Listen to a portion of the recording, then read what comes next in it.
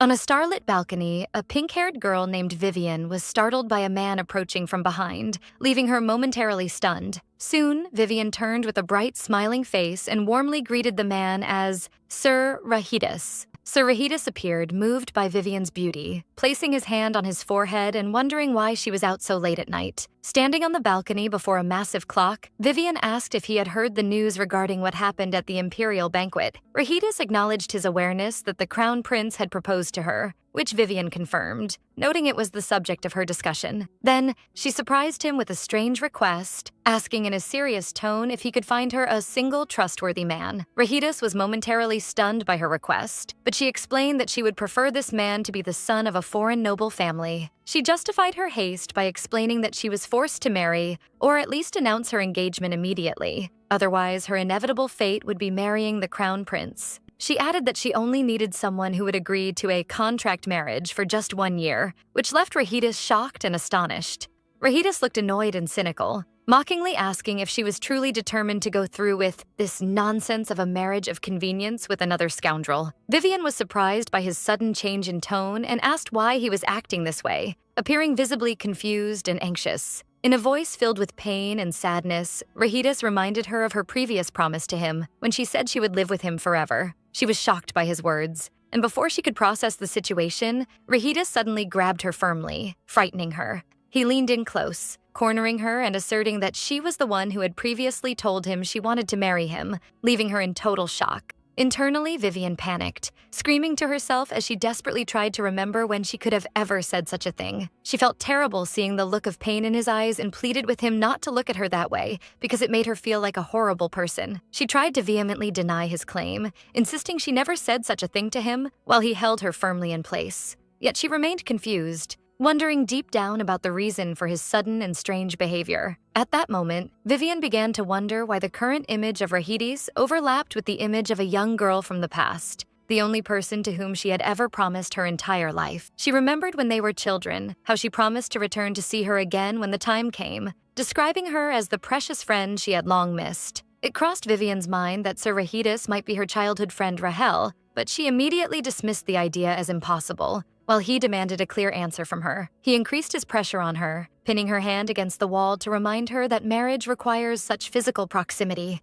Then he leaned in closer as if he were about to kiss her, adding that marriage involves kisses as well. At that moment, Vivian remembered a shocking truth. The Rahel she knew was a girl. In fact, she was the villainess of this story's world. Rahidus asked her if she could truly perform these intimate acts with another man. She answered no, in a state of confusion, realizing deep down that she couldn't do them with him either. Her life had turned upside down. Her best friend, whom she had known her whole life, was actually a man, making her feel as though she had fallen victim to a grand deception. The narrative shifts 10 years back to when Vivian was a young child bedridden and suffering from a severe fever. After regaining consciousness from that fever, she realized she had been reincarnated into the world of a novel she read in her previous life titled The Crown Prince Loves Birds. The little girl woke up in extreme terror, realizing she was in big trouble. She understood that she had now become Vivian, the original main heroine of the story she had read, and that the male lead in this story was none other than the Crown Prince, Prince Ailing. At first glance, reincarnating into a romance novel where a commoner girl wins the heart of the Crown Prince might seem like a stroke of good luck.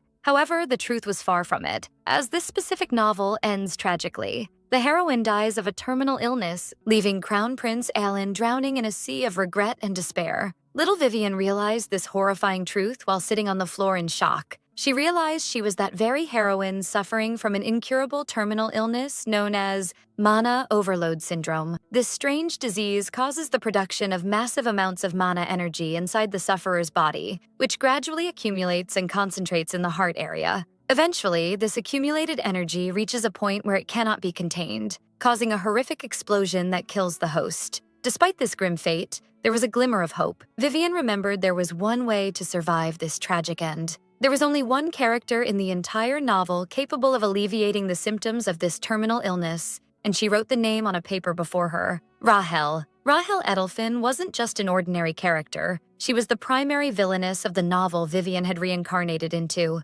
However, her role wasn't limited to being a rival for the prince's love. She was more like the final boss with grand ambitions to seize the throne. Unlike Vivian, who suffered from an excess of mana, Rahel possessed the unique ability to absorb mana from her surroundings and make it her own. In the original story, Vivian refused Rahel's treatment out of fear for Prince Alan's safety, which led to her death. But the new Vivian decided to abandon the original plot, declaring that a hero who only realizes his lover's value after her death isn't worth her time. Crossing his name off her list, she resolved not to care about the prince's regret or anything else, deciding that her new plan for survival was to stay close to Rahel to live a long and healthy life. She didn't stop there. She added an extra goal to her plan, helping Rahel avoid straying into the path of evil, considering this the perfect plan. From her small bakery, Vivian set out with enthusiasm to execute her plan, heading directly to where Rahel lived. She finally arrived at her destination, standing before the majestic villa of Duke Edelfin, where Rahel resided. She knew well that Rahel was the only daughter of a prestigious ducal family. To get close to her, she first had to make her presence known to those around her. Being just a commoner girl, she couldn't easily meet the young duchess, so she prepared a clever plan to reach her. Her plan aimed to change the tragic ending in order to stay alive. The first step of the plan was to befriend the servants at the duke's mansion and gather necessary information about Rahel and her family. She hoped that by gathering enough information, she would have the opportunity to contact Rahel directly. After gathering her courage, she decided it was time to move and stepped out from her spot to greet a group of servants. As expected, she was met with looks of surprise and bewilderment, so she decided to start by introducing herself to break the ice. With a broad smile, she introduced herself as Vivian, daughter of Dias Hessen, owner of Vivi's bakery in the village, and said she was 9 years old. She told them she heard they had recently moved to the area and came to visit and welcome them, expressing her admiration for the massive mansion she sees every day on her way. She offered her services as a village guide, asserting she had lived there for half her life, and they could ask her anything they were curious about. She began winning them over by giving advice, telling the maid about a very effective lotion sold in the village shop that makes the skin very soft. The maid immediately showed interest and asked about the price, making Vivian realize her plan was starting to succeed. Vivian felt victorious, seeing that she had successfully captured their attention. She continued talking enthusiastically, explaining that the price of the lotion was 1 silver coin and that there was a buy one, get one free special offer, then moved on to recommend a delicious drink served by Uncle Pierre at his tavern. One of the guards interrupted her with a mocking smile, wondering how a child her age could know the quality of the drink and if she had tried it herself. Vivian immediately denied it, explaining she based her recommendation on the testimony of an old man in the village who drinks it every day. She then added in a childish, theatrical manner that the man swears every night he will quit drinking the next day, yet returns to it in the morning, proving it is irresistible. Her funny story made the servants laugh, and the guard commented that he must go check it out for himself. Vivian smiled to herself, feeling satisfied with her success in breaking the barriers with them. Not long after, another servant asked if she knew a place selling high-quality cheese, as he needed to buy some tomorrow. Vivian replied confidently, puffing out her little chest with pride, asserting she knew every inch of the neighborhood and he could count on her completely, which the man accepted with gratitude. After bidding them farewell in hopes of meeting tomorrow, the little girl left while the servants saw her off warmly, wishing her a safe return home. Vivian walked away thinking with a sly smile that what she accomplished today was enough for a start. Despite her success in getting close to the servants, she felt some regret that she hadn't had the chance to meet Rahel herself. But she quickly reassured herself that time was still on her side and there would be many future opportunities. As she was about to leave, she looked up at the mansion and suddenly caught a glimpse of a girl standing at one of the upper windows. Her eyes widened in surprise when she realized the girl she saw from afar was none other than Rahel. Vivian was dazzled by her breathtaking beauty, wondering to herself how anyone could possess such stunning beauty. She had an ethereal beauty, made more mysterious by the cold expression on her face, giving her a mysterious and attractive aura. She suddenly snapped out of her daze, realizing this wasn't the time to stand and stare from afar. She resolved to go greet her quickly, but before she could take a step, Rahel disappeared from the window. Vivian felt disappointed, realizing Rahel had already returned inside her room. She wondered anxiously if she had appeared intrusive or suspicious during their first indirect encounter, but she soon shook off that feeling, convincing herself that she had at least made some impression and that getting closer would come later. She felt self-satisfied and proud of what she had achieved that day, considering her daily goal successfully met. The next day, Vivian kept her promise and went with one of the Duke's servants to buy cheese as agreed. But the cheesemonger, a stubborn old man, seemed surprised and skeptical at the idea of a noble wanting to buy his humble cheese. Vivian intervened enthusiastically, denouncing his skepticism of his delicious wares, and thanks to her persuasion skills, she succeeded in convincing the stubborn Uncle Gerald and securing a supply contract for the mansion. On the way back, the servant expressed deep gratitude to her, thanking her and calling her by her name, Vivian. He told her that thanks to her, they would be able to serve cheese at the dinner table. She replied modestly that this was just neighbors helping each other. But inside, a sly smile formed as she thought that it was now his turn to help her in return. Then she decided to start her plan and suddenly pretended to be unwell. She clutched her stomach, claiming she felt extremely hungry after all that walking, and suggested they hurry back home, leaving the servant confused by her sudden change. The servant felt embarrassed, realizing he couldn't ignore a hungry child, especially after the great help she provided. As Vivian was about to walk away, he suddenly stopped her and called her name. Vivian smiled a hidden victory smile, realizing her plan had succeeded perfectly. Vivian pretended to be shy and asked hesitantly what he wanted, so he invited her in to have a snack with him as a token of thanks. Vivian couldn't hide her joy, jumping up and shouting aloud, "Yes!" then caught herself and pretended to be shy,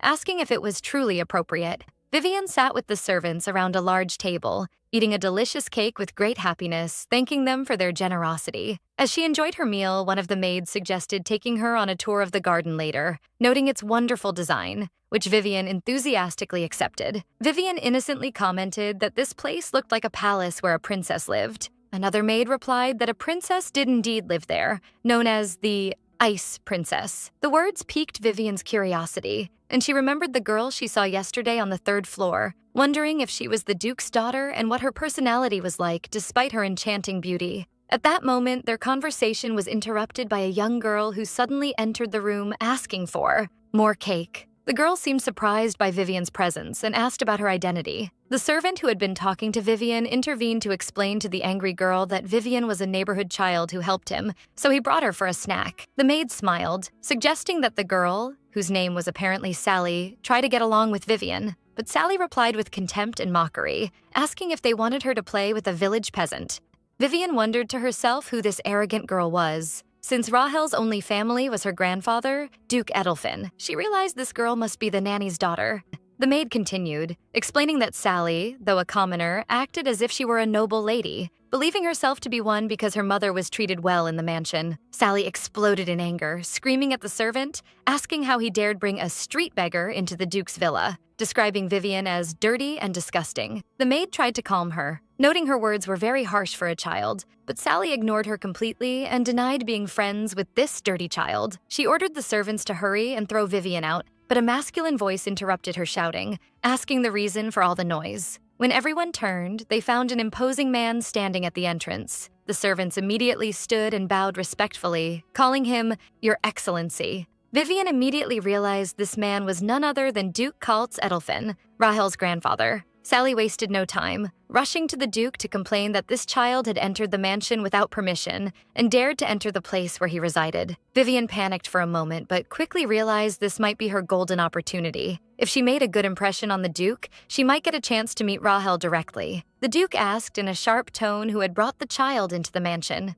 The servant who accompanied Vivian hesitantly admitted he was the one. The servant justified his action by saying she helped him get the cheese and he felt bad sending her away without a reward, so he only wanted to give her a snack and then see her off. The matter piqued the Duke's curiosity. He wondered if a small child had successfully negotiated prices, even though she looked like any ordinary girl. At that moment, Vivian seized the chance and stepped forward politely, bowing respectfully to introduce herself. "I am Vivian, daughter of Dias Hessen, greeting your noble excellency, the Duke." Then she politely asked to say something, and the Duke granted her permission to speak. With total confidence, she told him that the servant James had told her. His Excellency was a man of honor who would never ignore someone who provided help, and that kicking out someone who had done him a favor might anger him. She continued cleverly, explaining that James said he would follow his master's will and reward her, making the Duke immediately understand she was subtly trying to prevent him from punishing the servant. The Duke realized that if he kicked her out and punished James, he would appear as a man who doesn't appreciate favors. The Duke turned to the butler, Owen, and ordered him to ensure the child was rewarded with food and money as she deserved. Sally was shocked by the Duke's decision,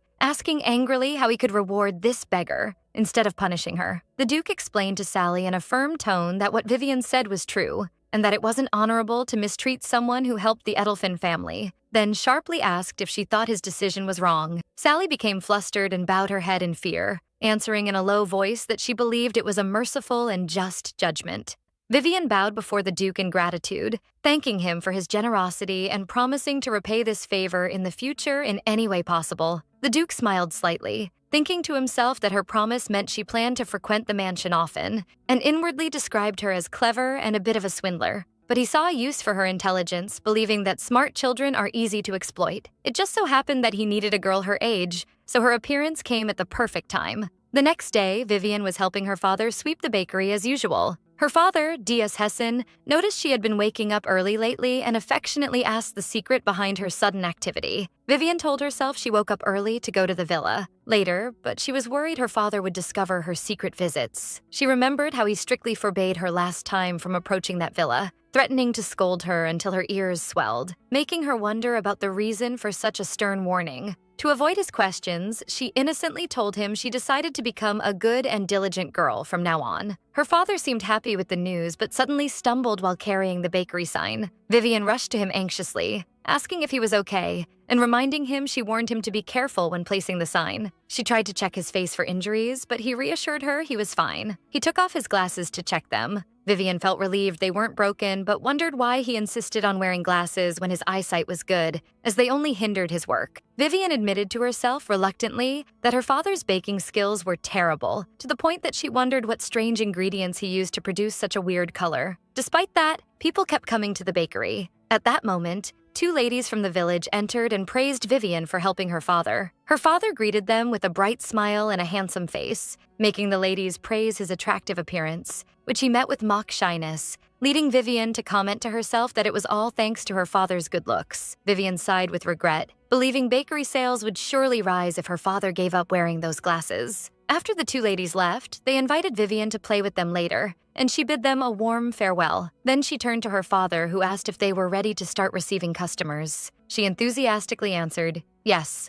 Suddenly, a luxury carriage stopped in front of the bakery, puzzling her father, who wondered why it stopped at their small shop. Vivian was shocked to see the Edelfin ducal crest engraved on the carriage door. Her shock intensified when the butler who was with the Duke the previous day stepped out of the carriage. The man approached them and greeted them. She replied with a flustered greeting, wondering about the reason for his sudden visit. But her father, who was ignorant of the whole story, gave her a sharp, questioning look, as if asking how the Edelfin butler knew her. Vivian felt afraid of her father's reaction, but she quickly gathered her courage, gave a broad smile, and asked the butler what brought him here and if he came to buy some bread. The butler replied that he came for something else, piquing her curiosity. Then he officially introduced himself to her father, explaining he was the butler of the Edelfin Duchy, named Owen. Butler Owen spoke directly to Vivian's father, asking if he was Mr. D.S. Hessen, Vivian's father, which D.S. confirmed with surprise before the butler got straight to the point. Owen told him the Duke wished for Vivian to become a playmate for the young lady, which surprised both Vivian and her father. Vivian was overwhelmed with happiness, feeling that luck was finally on her side and her plan was going perfectly. Owen explained the Duke was impressed by Vivian's personality and potential after seeing her yesterday.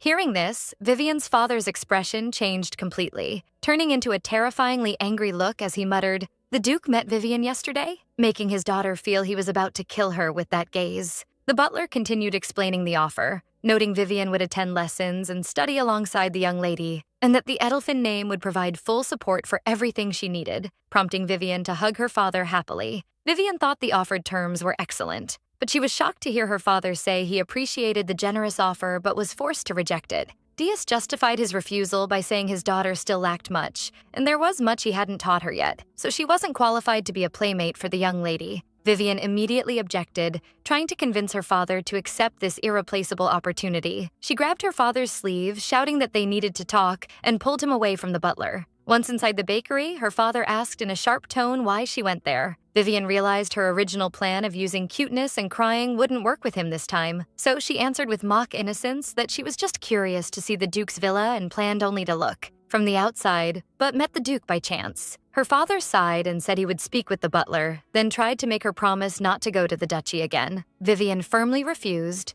asserting she had to go there. Her father asked the reason for her insistence. Vivian couldn't tell him the whole truth about her illness or the original novel's story, so she decided to use a partial truth, telling him she wanted to be cured of her illness. Her father was shocked by her words, and his features changed immediately. He grabbed her with deep concern, asking why she suddenly spoke of illness and if she had been feeling unwell lately or hiding something from him. Vivian reassured him she was fine and asked him to calm down. She explained with tearful eyes that she just wanted to get better quickly, to live with him for a long time, and didn't want him to worry about her anymore. She added that the Duke certainly knew skilled doctors and wizards from the capital, and if they asked for his help, he surely wouldn't refuse. After a moment of silence and thought, her father hugged her and agreed to her request. As they hugged, her father decided they would try to ask the Duke for help. Vivian was overjoyed and hugged her father tightly, thanking him for his agreement. The next day, Vivian went to the Duke's mansion as scheduled. Butler Owen received her in a magnificent glass greenhouse. Owen welcomed her, telling her he would go get the young lady and asking her to wait for a few moments.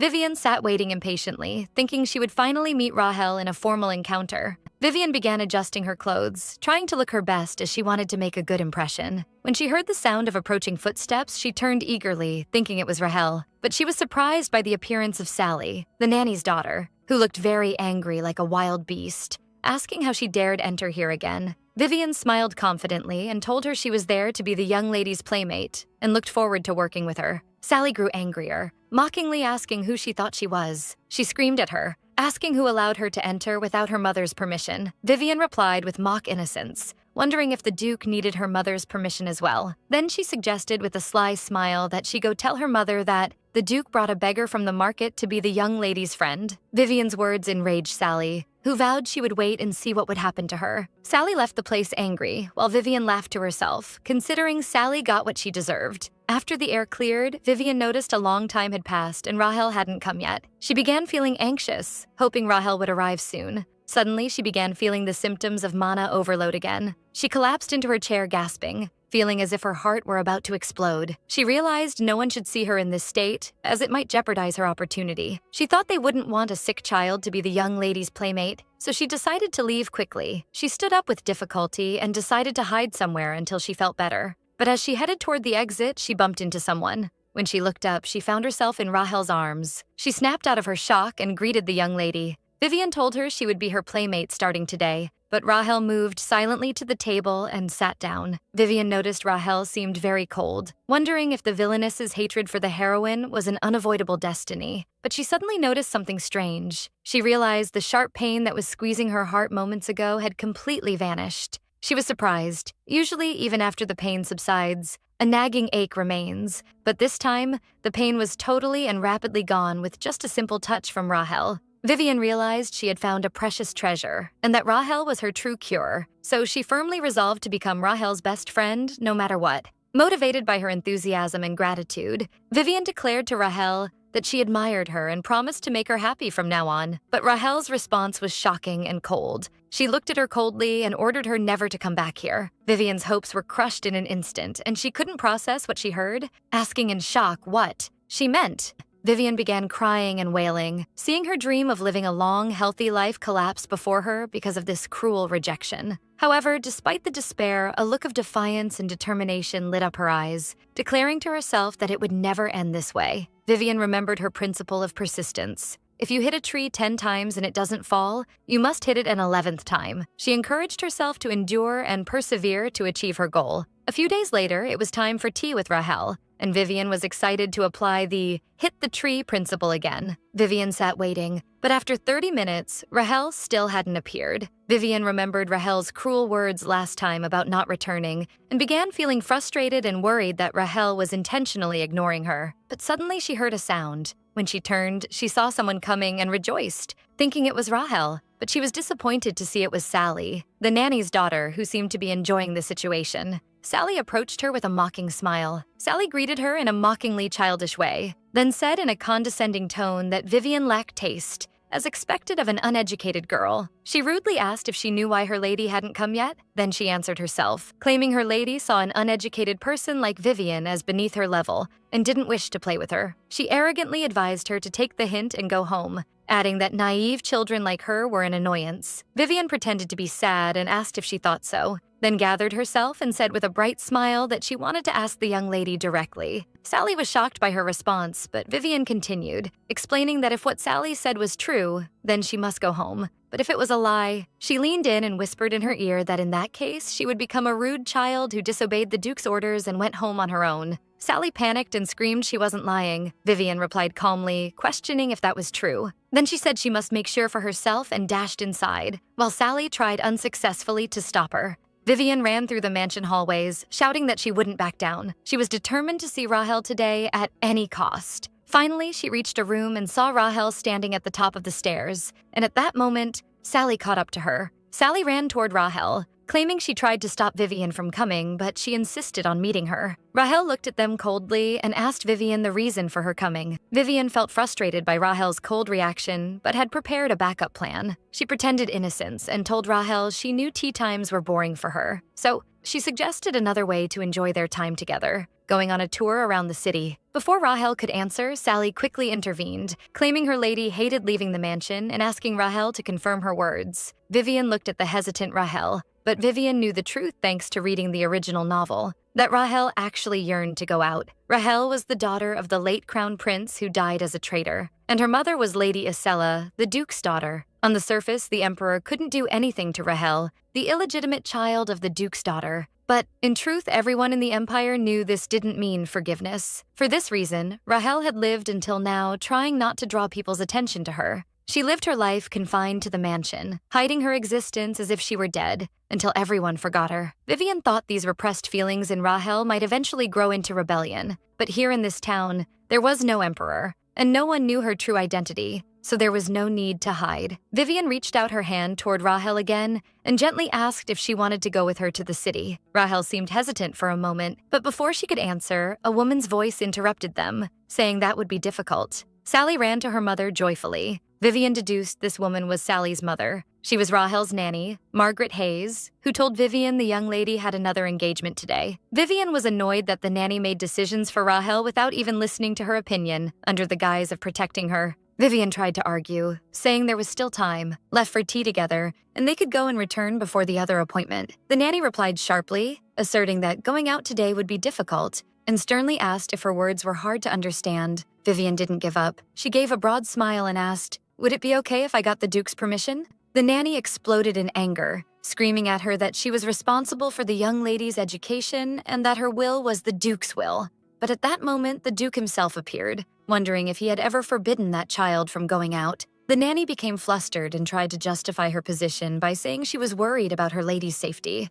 The Duke calmly replied that if she were truly worried, they could simply hire more guards. Then he turned to his granddaughter and told her if she wanted to go, she could go, adding that she must return before sunset. The nanny tried to object again, claiming the young lady had an etiquette lesson soon, but the Duke interrupted her, suggesting the lesson be postponed until tomorrow, and ordered butler Owen to prepare a carriage. Vivian felt a great victory, happily wondering to herself, is this the taste of power? She realized the nanny and her daughter Sally only wanted to drive her away, so she decided to push her plan further and take more risks. She ran toward the Duke and called out to him loudly. She bowed respectfully and said she wanted to greet him but saw him busy and couldn't.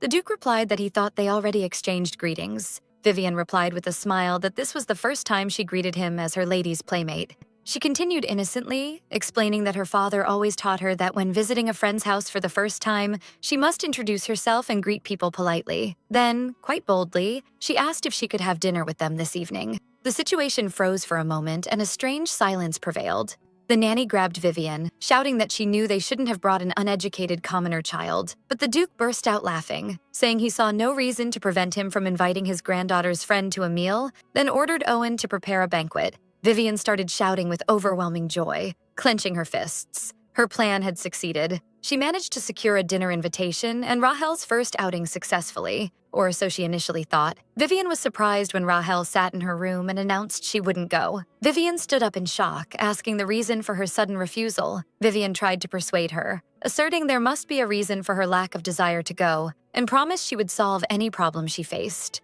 Rahel answered that the place was noisy and chaotic, and she didn't like it. She added that she hated places crowded with people. Vivian realized Rahel was afraid of people's gazes.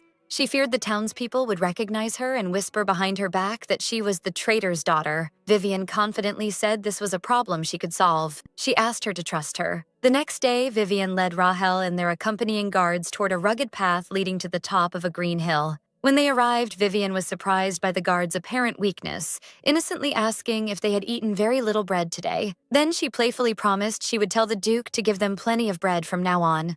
The guards panicked at the thought of a small child going and asking the Duke for more bread for them. They imagined themselves standing before the Duke while he mockingly asked if they were requesting more bread because they were tired, or worse, accusing them of neglecting their duty as knights of the duchy. Immediately, they regained their energy and asked her to hurry and lead the way. They finally reached the hilltop, where Vivian stood under a large tree and told Rahel she could see the whole village from this spot.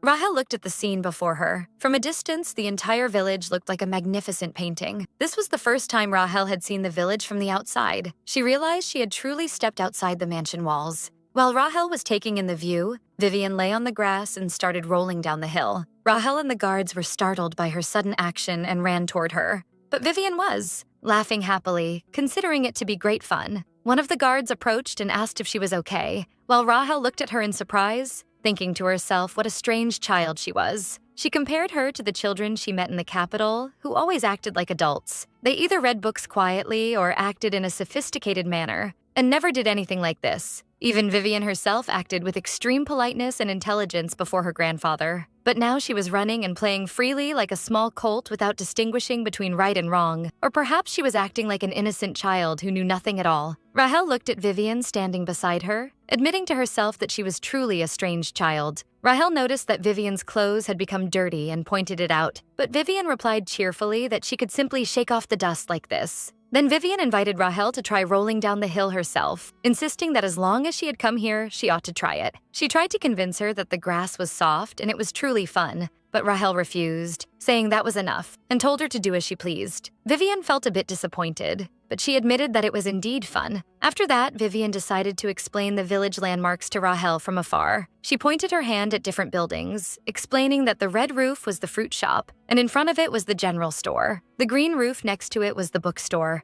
and beside it was a restaurant with delicious food. Rahel wondered to herself how a commoner child could look so bright and radiant. Vivian suddenly touched Rahel's face, causing her to feel flustered. Then Vivian said enthusiastically that next time they would go to the village together. Rahel was moved by her words, thinking of the concept of freedom enjoyed by this confident, bright child, a freedom Rahel had never possessed. For this reason, Rahel felt that this child, who seemed insignificant before her, appeared to be the owner of this small world, making her feel a hint of envy. Vivian interrupted her thoughts by pointing out the beautiful sunset. Rahel looked at the horizon and felt a small desire within her, a desire to have a bit of that freedom. On the way back in the carriage, Vivian asked Rahel for her opinion on the tour and whether she had enjoyed it, but Rahel remained silent. Vivian sighed, believing her prickly lady didn't like it, even though she had specifically chosen a place empty of people for her. Suddenly, Rahel reached out and placed her hand on Vivian's head. Vivian realized she wanted her to imitate her. Vivian was surprised to find a leaf in her hair. She remembered that the guards had been laughing at her earlier and realized it was because of the leaf in her hair, wondering how long it had been there.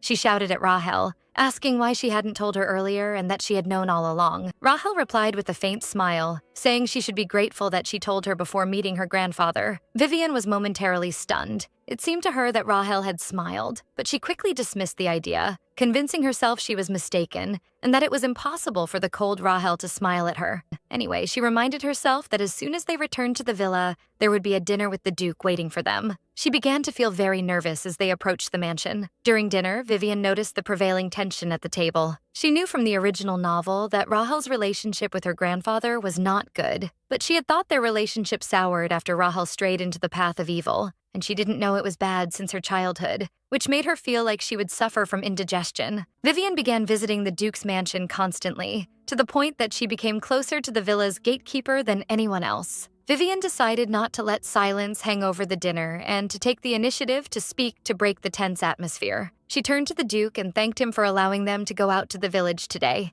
The Duke asked with interest about the places she visited, so Vivian told him enthusiastically that they went to the back hill because they didn't have much time, and from there, the whole village could be seen.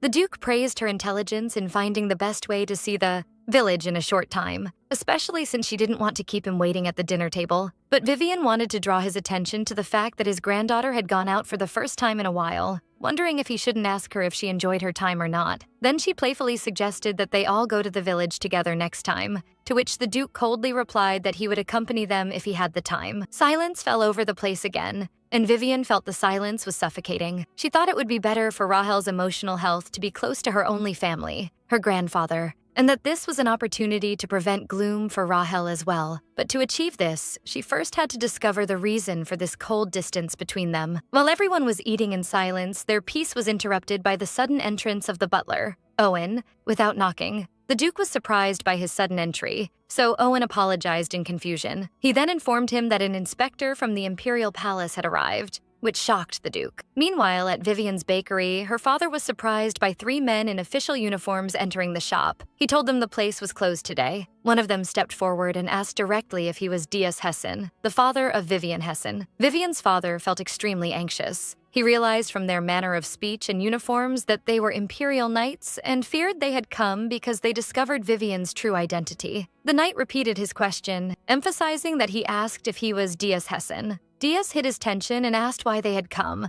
while hiding a knife behind his back. The knight introduced himself as Curtis Rohan, a member of the Imperial Knights, and asked to meet Vivian for a moment. Dias wondered anxiously why the Imperial Palace was looking for his daughter. Curtis told him he heard his daughter was Lady Edelfin's playmate and that he had some questions to ask her. Dias felt relieved that they didn't come for Vivian herself, but he realized he must be careful so they wouldn't discover her identity. He thought to himself that it was fortunate Vivian wasn't here now. He began to apologize, trying to tell them that Vivian wasn't home. But at that very moment, Vivian opened the bakery door, shouting enthusiastically that she had returned. Her father was deeply shocked and rubbed his eyes, unable to believe what was happening. Vivian entered, still in a state of happiness, but she soon froze in place when she saw the scene before her. A group of large, scary-looking men surrounding her father. She thought they were thieves trying to rob him. Knight Curtis stepped toward her and asked, "Are you Vivian?" Vivian noticed that the knight was smiling with his mouth, but his eyes were not smiling, and she remembered her father's warning about people who smile only with their mouths. Vivian answered confidently that she was,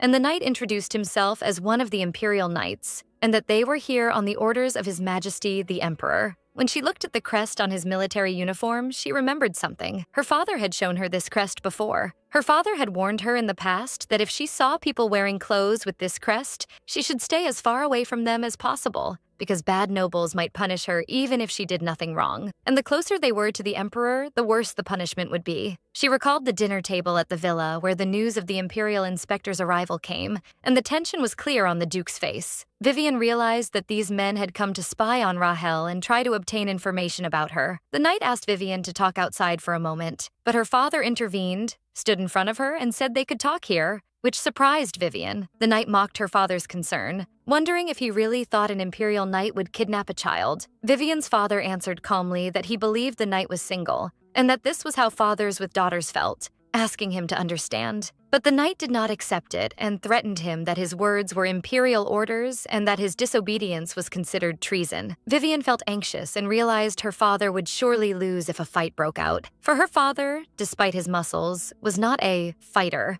and she knew at that moment that she must protect him. Vivian intervened in the conversation and asked the knight what he wanted to talk about. The knight told her he heard she was the lady's playmate and hoped to ask her a few things about her, which confirmed Vivian's suspicions. She thought that as Rahel's friend, she couldn't simply hand over information about her to the Emperor's side, and she realized these men were unmarried. Vivian decided to use an effective weapon against them, the exhaustion resulting from talking to a 9-year-old child. After some time, exhaustion was evident on the knights as they were surrounded by Vivian, who wouldn't stop asking questions, especially the question, why? One of them tried to explain the situation, noting that His Majesty the King is not on good terms with the lady, so it's difficult to ask her directly. Vivian pretended to be shocked and asked, why? Which confused the knight. Another knight tried to backpedal, claiming His Majesty is a benevolent man who cares for all his subjects and is just curious about the lady's well-being since she traveled far away. Vivian pretended to be convinced, then decided to use the subject-shifting attack.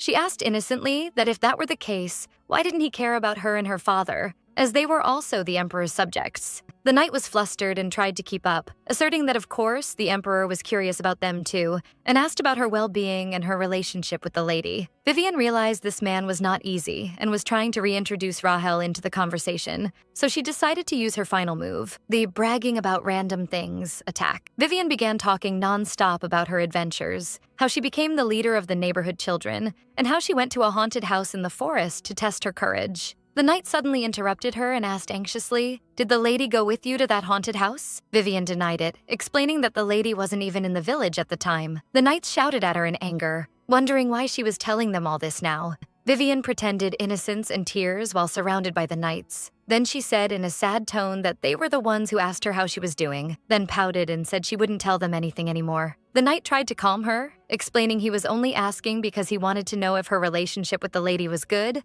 then asked her directly, "Have you ever seen the lady use magic?" Which made Vivian realize they had finally reached the core point. The first emperor of the Hildian Empire was a great magician. Because of that, most of his descendants were born with immense mana power, and the throne was inherited by the strongest descendant. However, every now and then, there were descendants who rebelled against this system. One of them was the former prince, Rahel's father. Being a powerful magician, he coveted the throne and was executed for treason. Since then, the emperor had kept Rahel under constant surveillance. He feared that Rahel, who inherited the imperial power, might start a rebellion like her father. Vivian pretended to be ignorant and said she didn't think she saw anything like that, but the knight pressed her to think more seriously. Then her father intervened, cutting him off and saying that was enough, and that he wouldn't get the answers he wanted from a 9-year-old child. The knight felt frustrated, considering his time wasted, but warned Vivian's father not to speak of what happened today. Then he approached him and said he looked familiar for some reason, asking him if they had met before. Vivian's father denied it with a smile, claiming it was the first time he saw him. Vivian was surprised by that, as her father didn't have an ordinary face that could be easily forgotten. After the knights gave up, they left the bakery. As soon as they left, Vivian's father asked her not to go to the Duke's palace for a while, justifying it by saying the butler told him they had guests. But Vivian felt anxious that the Duke had begun to suspect her, especially since someone from the imperial palace appeared the moment she became Rahel's playmate. She felt frustrated because she had worked hard for this opportunity and wondered if there was a way to dispel these suspicions. Suddenly, an idea flashed in her eyes and she shouted, "I found it!" She knelt before. Her father, who was preparing dinner, then ran to the basement. She was confident that if she showed the Duke that thing, his suspicions would completely vanish. A week later, Rahel was sitting by the window, feeling bored and weary, thinking that Vivian was no different from all the other children she had met. She remembered how she used to receive letters of apology from them, with flimsy excuses like a relative's illness or the birth of a new sibling. In the beginning, she used to believe them and write back to them until her nanny told her the bitter truth. Her nanny told her no one came because she was the daughter of a traitor, and they feared the emperor would punish them if they approached her. But she reassured her that she and Sally would stay by her side forever. After that day, Rahel realized everything was in vain and decided not to expect anything from anyone, but she remembered Vivian's enthusiastic words saying she admired her. Even though she knew Vivian would leave her side soon and that she should be fine with that, she felt very upset and wondered to herself why she was so upset. While Rahel was in her room, she heard a knock on the door and wondered to herself if Vivian had come to visit her. But the one who entered was Sally, the nanny's daughter, who greeted her and asked with mock innocence if she was reading a book. Sally approached Rahel, who was standing in front of her library, and tried to convince her to take a rest, reminding her that now was not the time for studying. Then she enthusiastically offered to play with dolls together or do role-playing in an attempt to capture her attention. But Rahel ignored her completely and turned to take a book from the shelf, which puzzled Sally, who wondered to herself about the reason for this blatant disregard. Sally felt a sense of resentment. Rahel had always been a person of few words, but she had never been this bad before. She went back in her memory and remembered Vivian talking to Rahel on the stairs and placed all the blame on that annoying village peasant, considering her the reason for Rahel's change. Sally tried to make Rahel jealous, mockingly asking if she was happy that that annoying girl wasn't coming anymore, adding that her presence had even hindered her from reading her books. She continued in a spiteful tone, claiming Vivian pretended to be kind and friendly, and that she knew from the start that a girl like her would run away soon. Then she tried to reassure her and promised she would stay by her side forever. But Rahel coldly interrupted and told her to get out. Sally was shocked by her sudden response and asked in confusion what she meant. In a sharp tone and icy gaze, Rahel repeated her order, explaining she told her to leave because she was extremely annoying. Sally left the mansion trembling with rage and in a fit of anger, kicked a flower pot that was in her way. She screamed to herself in anger, blaming Vivian for everything. Then she revealed her true anger, wondering how that peasant dared try to seduce the person who would become her husband. Sally remembered a conversation between her and her mother in the past, where her mother told her that her mistress lived as a girl for now due to her circumstances, but when she grew up, she would become a man and marry her. At that time, little Sally asked her mother in surprise if she would marry Rahel. Her mother answered in the affirmative, emphasizing that this was the reason she stayed by the young lady and played with her. She returned to her senses, shouting with all her might, asserting that no matter what Vivian did, Rahel would eventually marry her. Suddenly, her shouting was interrupted by a man's voice calling her from behind, which made her freeze in place from shock, as he asked her about the story she was just telling. The man approached her and asked in a mysterious tone to tell him more about it. With a sly smile, the man specified his request, explaining he wanted to know more about how the young lady, who is a girl, could become her husband in the future. Later that night, Butler Owen was giving his report to the Duke and told him that the inspectors would return to the capital the day after tomorrow. The Duke seemed surprised by this news, commenting that he thought they would stay for at least a month since they had traveled all this distance. The Duke thought to himself that although it seemed on the surface like an imperial order to check on their master who had moved to the countryside, the true goal must have been surveillance. The Duke grabbed the report before him, thinking that their quick withdrawal from the surveillance they bothered to send gave him a bad feeling. At that moment, he remembered the last request of his late daughter on her deathbed, when she begged him to protect Rahidus, to protect his grandson. In a firm tone, the Duke ordered tighter security at the villa. Then Owen told him he had gathered the information he requested regarding Vivian Hessen and her father, D.S. Hessen. The Duke thought that the timing of the inspector's visit coinciding with the entry of that child into the mansion was a very strange coincidence. And although he was the one who brought her, making her association with the Emperor unlikely, he emphasized that it was better to be sure for himself as long as he had begun the investigation. Butler Owen began stating the information he gathered about Vivian's father, explaining that his name is D.S. Hessen, he is 29 years old, currently runs a bakery in the village, and his relationship with the villagers is very friendly. The Duke asked about his wife. Owen replied it was said she died 5 years ago, before he and his daughter settled in the village, and it seemed the father was not originally a baker, but no one knew anything about his mysterious past. Then the Duke wondered if any of the Emperor's men had contacted Vivian's father. Owen answered that on the day the inspectors arrived, it was reported the knights visited the bakery, but from their conversations, it seemed they didn't get much information and that no other contact has occurred so far. After that, Owen told the Duke there was something else he should hand over to him regarding this matter, and placed before him a pink notebook with a rabbit picture on it, which appeared to be a child's diary, puzzling the Duke. Owen explained that this was Vivian's report addressed to His Excellency, where she mentioned she had monitored and analyzed the Imperial Knights. The Duke was surprised by his words, wondering how that child could do such a thing, and why she cared about the Imperial Knights. Owen remembered the moment Vivian handed him the notebook, and when he asked her why she wanted to present it to the Duke, she answered with a bright, confident smile that she was, of course, on the Duke's side. Owen ended his talk by confirming to the Duke that that child was on his side. The Duke opened the notebook to find that it was indeed a childish diary, where Vivian wrote about meeting 3 knights after eating a delicious feast, describing them in her own way as one being large, another thin, and the leader medium-sized. Vivian continued in her diary that the knights asked her if the young lady was well and if she had seen her use magic before. She also mentioned seeing them later questioning the general store owner about the goods delivered to the Duke's mansion and if there were any strange items among them. A faint smile appeared on the Duke's face, thinking that he had felt this since he first met her. He realized she was a quick-witted child with an innate talent for handling difficult situations.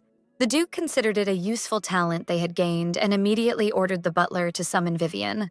The next day, Vivian dashed toward the Duke's mansion, wondering about Rahel's state. She was telling herself that Rahel might not be waiting for her, but she was longing to see her soon. When she arrived, she caught a glimpse of Rahel from a distance and was filled with happiness. She waved enthusiastically and called her "my lady," but Rahel turned and walked away as if she hadn't heard her. Vivian wondered in confusion if she really hadn't heard her and ran after her, calling her again. When she finally caught up with her, Rahel turned and looked at her coldly. She sharply asked the reason for her return and if she had come to bid her farewell like the others, ordering her to go back where she came from because she didn't need such things. Vivian was shocked by the word farewell. Rahel accused her of being afraid of her too, fearing that harm would befall her and her family if she stayed near the traitor's daughter. Vivian realized at that moment that this was the way all of Rahel's friends had abandoned her in the past, and that she was angry now because she believed Vivian would desert her too, just because she couldn't visit for a few days. Vivian thought that the fear of being hurt again was what closed that child's heart.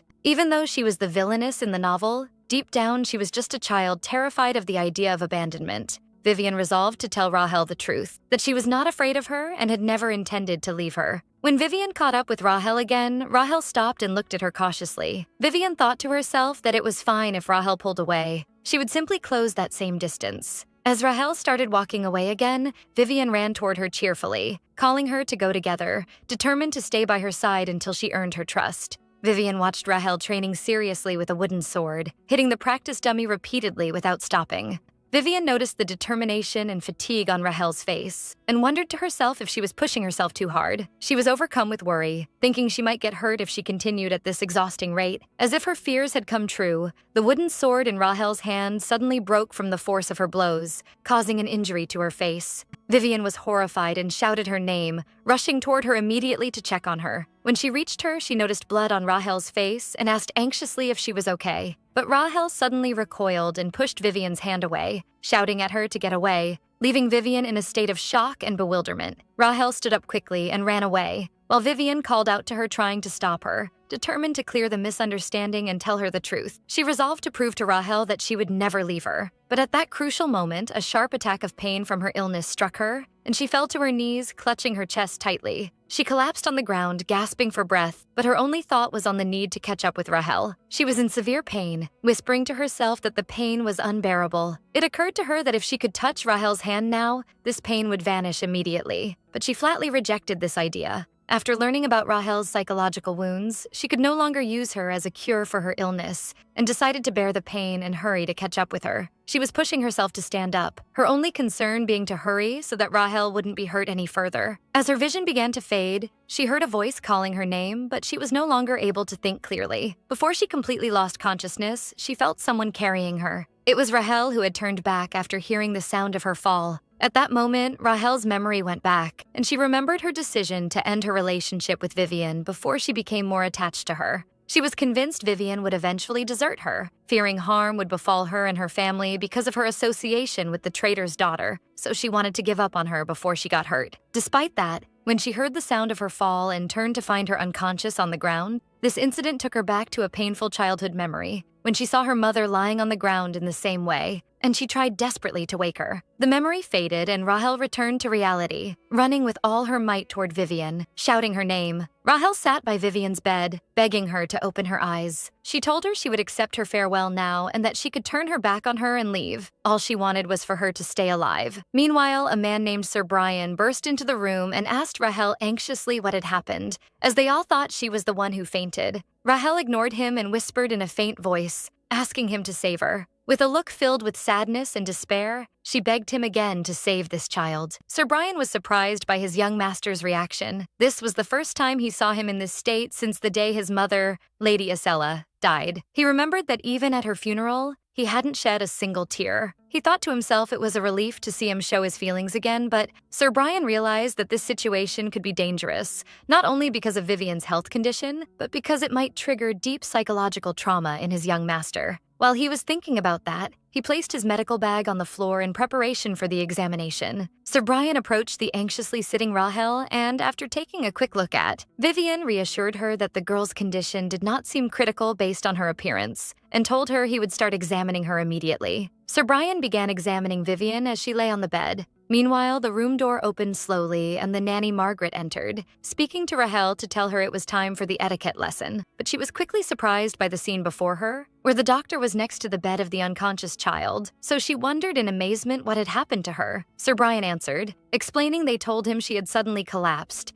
and that although there were no obvious external injuries, he still needed to perform a thorough examination to be sure. A sly smile appeared on the nanny's face, as if this news had stirred something other than concern in her. The nanny approached Rahel and placed her hand on her shoulder, noting her face looked very pale and suggesting she go rest for a while. But Rahel refused her request with a single, sharp word. Rahel stood her ground, saying she would stay here until the examination was over, which angered the nanny. The nanny then told her that if staying would make Rahel feel comfortable, she would allow it, even postponing the etiquette lesson until tomorrow, which Rahel met with a quiet "thank you." As the nanny walked away, she was thinking angrily that the only reason her master challenged her and refused to go with her was because of that little Villainess. The nanny admitted to herself that she had found that child annoying for a while, and that this situation came perfectly in her favor. She saw in her illness a perfect opportunity to expel her from the mansion forever. She realized her plan to tame Rahel had begun 5 years ago, on the same day her mother Isela died. She remembered how she constantly frightened little Rahel,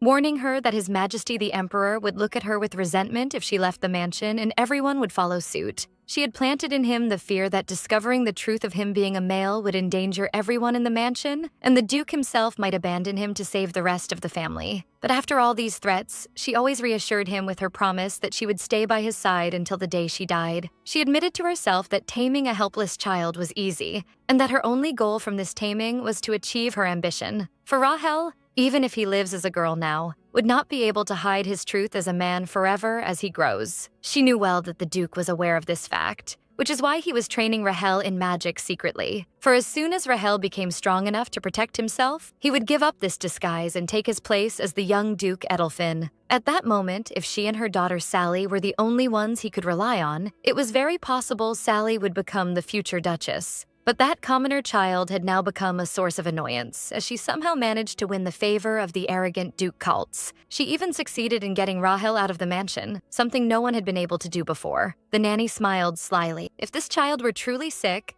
they would have no choice but to return her home. She was planning to frighten and drive her away as she had done with Rahel's other friends, but this situation made things much easier. The nanny went straight to the Duke's office and knocked on the door to tell him she had a matter she wished to discuss. She told the Duke that the child brought as a playmate had suddenly collapsed, which she confirmed to him.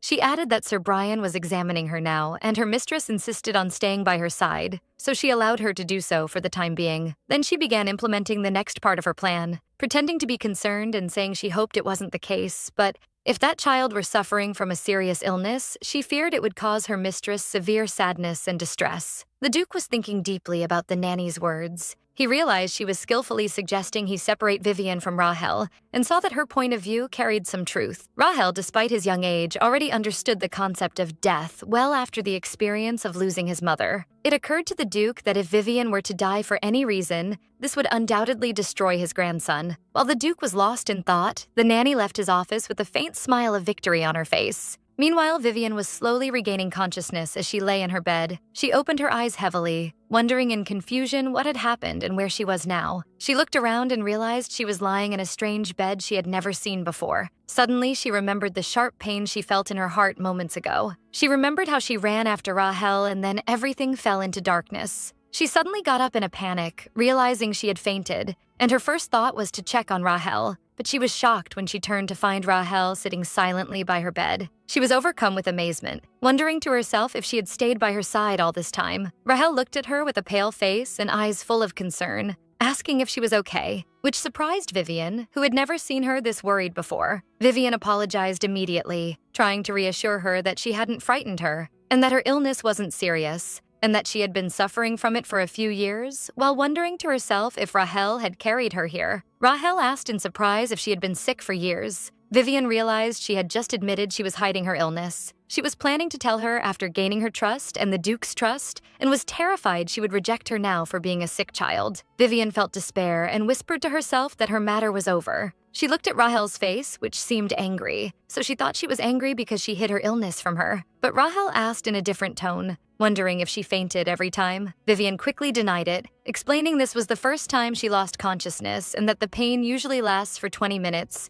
and then fades. Then Rahel asked in a shaky tone if she was already feeling pain even before she approached her. Vivian was flustered and didn't know what to say, fearing she would be expelled and stripped of her status as a friend. But Rahel surprised her with a question full of self-blame. Why didn't she tell her if she was in pain? She continued in a low voice while looking at the ground, admitting she thought Vivian was dying because of her. Vivian realized at that moment that Rahel was truly worried about her. Vivian thought that Rahel might become a merciless villainess in the distant future, but the person before her now is just a child with a pure heart, sincerely worrying about her friend. Vivian realized Rahel was no longer just a character in a novel. but her friend, and for this reason, she decided to tell her the truth. She told her she endured the pain and waited because she had something important she wanted to tell her. Vivian grabbed Rahel's hand firmly and told her sincerely that she wasn't afraid of her, even if she was the daughter of a traitor, for she had done nothing wrong, she continued, explaining she was being treated unfairly even though she did nothing, and that when a friend is treated unfairly, one should not run away,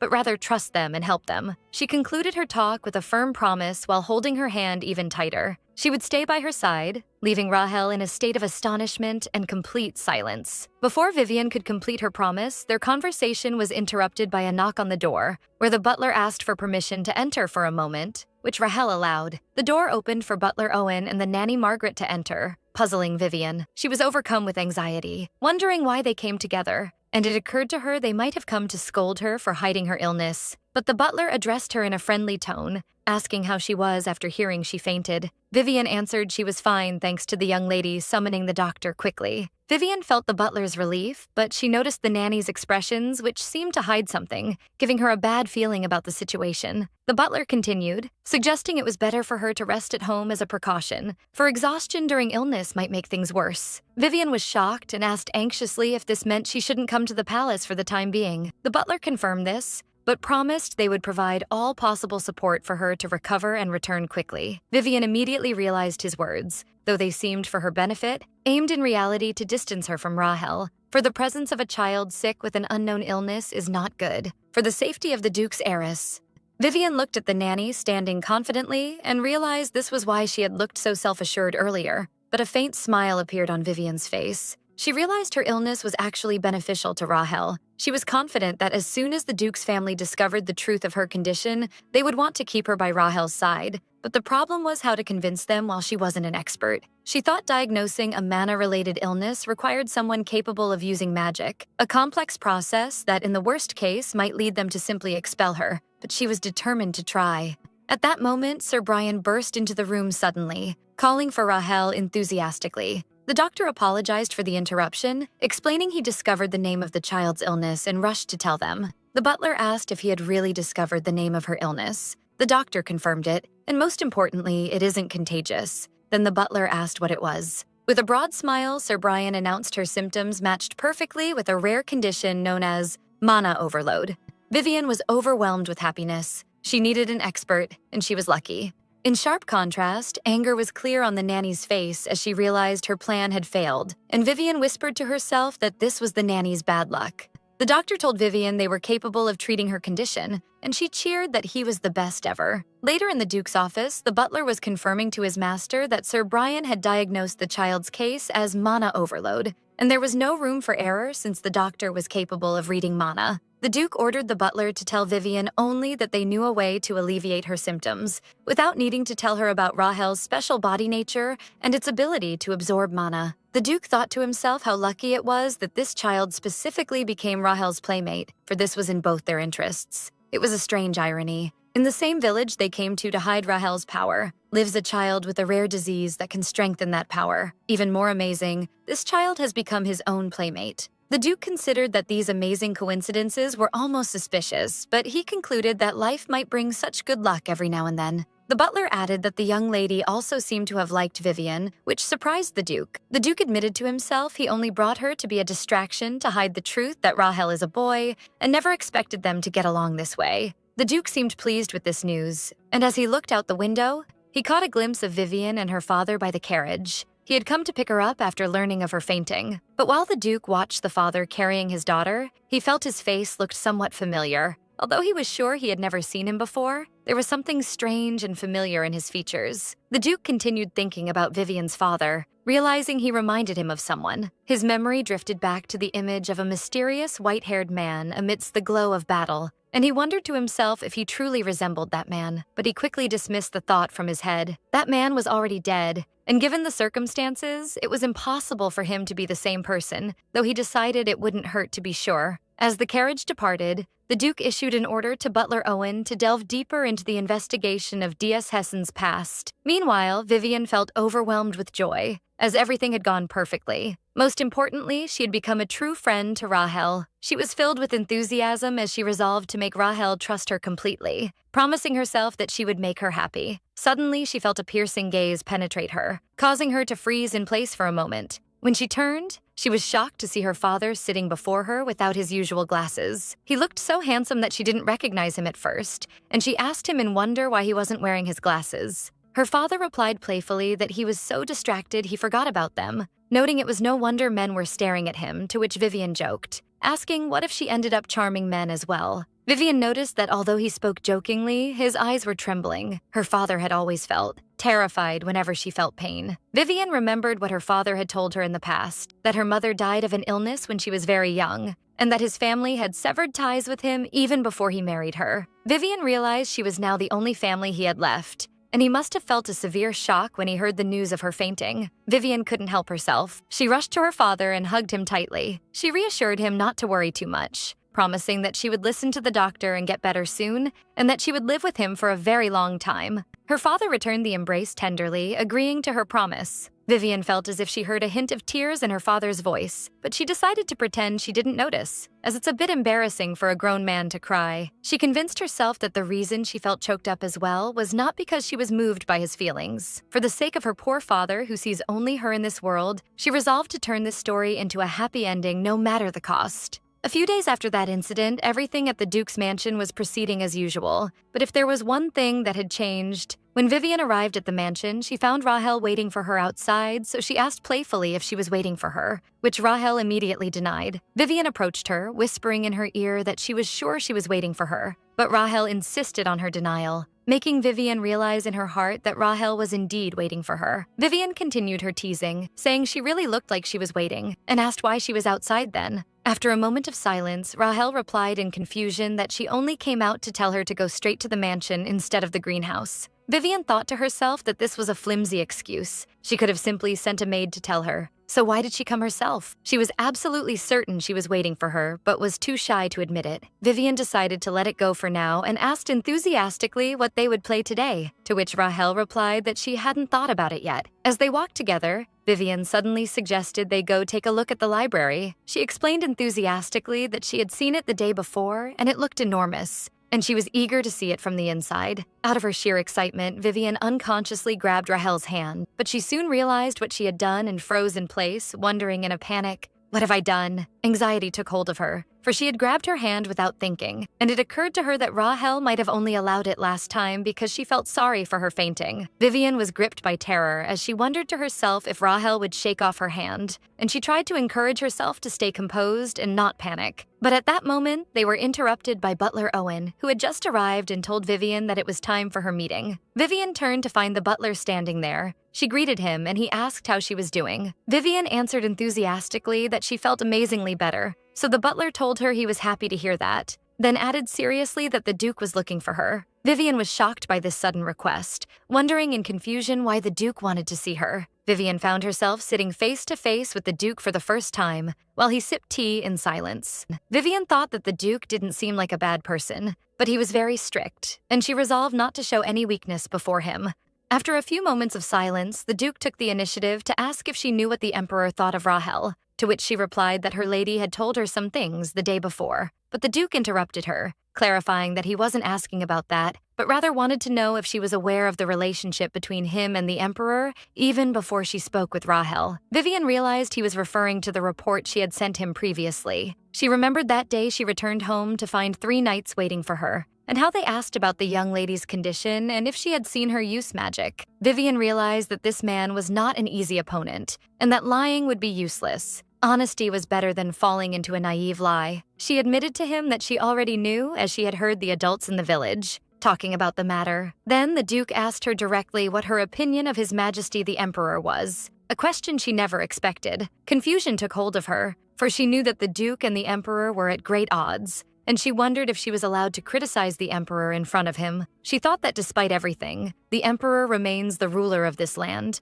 and it might look bad if she started insulting him just because she had the chance. Wondering if this was the answer the Duke was truly looking for, she decided to be careful in her answer, saying she wasn't really sure, as she had never met the Emperor in person before. The Duke looked at her sharply and said he knew very well she hadn't been summoned here to give such a lukewarm answer. Vivian gathered her courage and said she learned not to judge a person based only on what others say, so she hadn't thought much about the Emperor, but there was one thing she was sure of, which was that it is wrong to punish a child for the sins of their father. She concluded her speech by asserting that this was the reason she wanted to stay by her lady's side. The Duke asked with a slight smile if she felt pity for that child, and Vivian wondered if it was overstepping for a commoner girl to say she pitied a young noble lady. The Duke told her that he likes those who hold on to their own convictions, and that he has enough dogs who wag their tails to please him. He explained that he wants to employ a human, not a loyal dog. Someone who can suggest a different path when he is lost, and stop him when he is about to make a mistake, a smart person with an independent mind. The Duke looked at her with appreciation and told her that she had made a strong impression on him in this regard. Then he announced seriously that he had decided to become her patron. Vivian was completely shocked and couldn't process what he had just said. The Duke explained that when nobles discover a promising seed,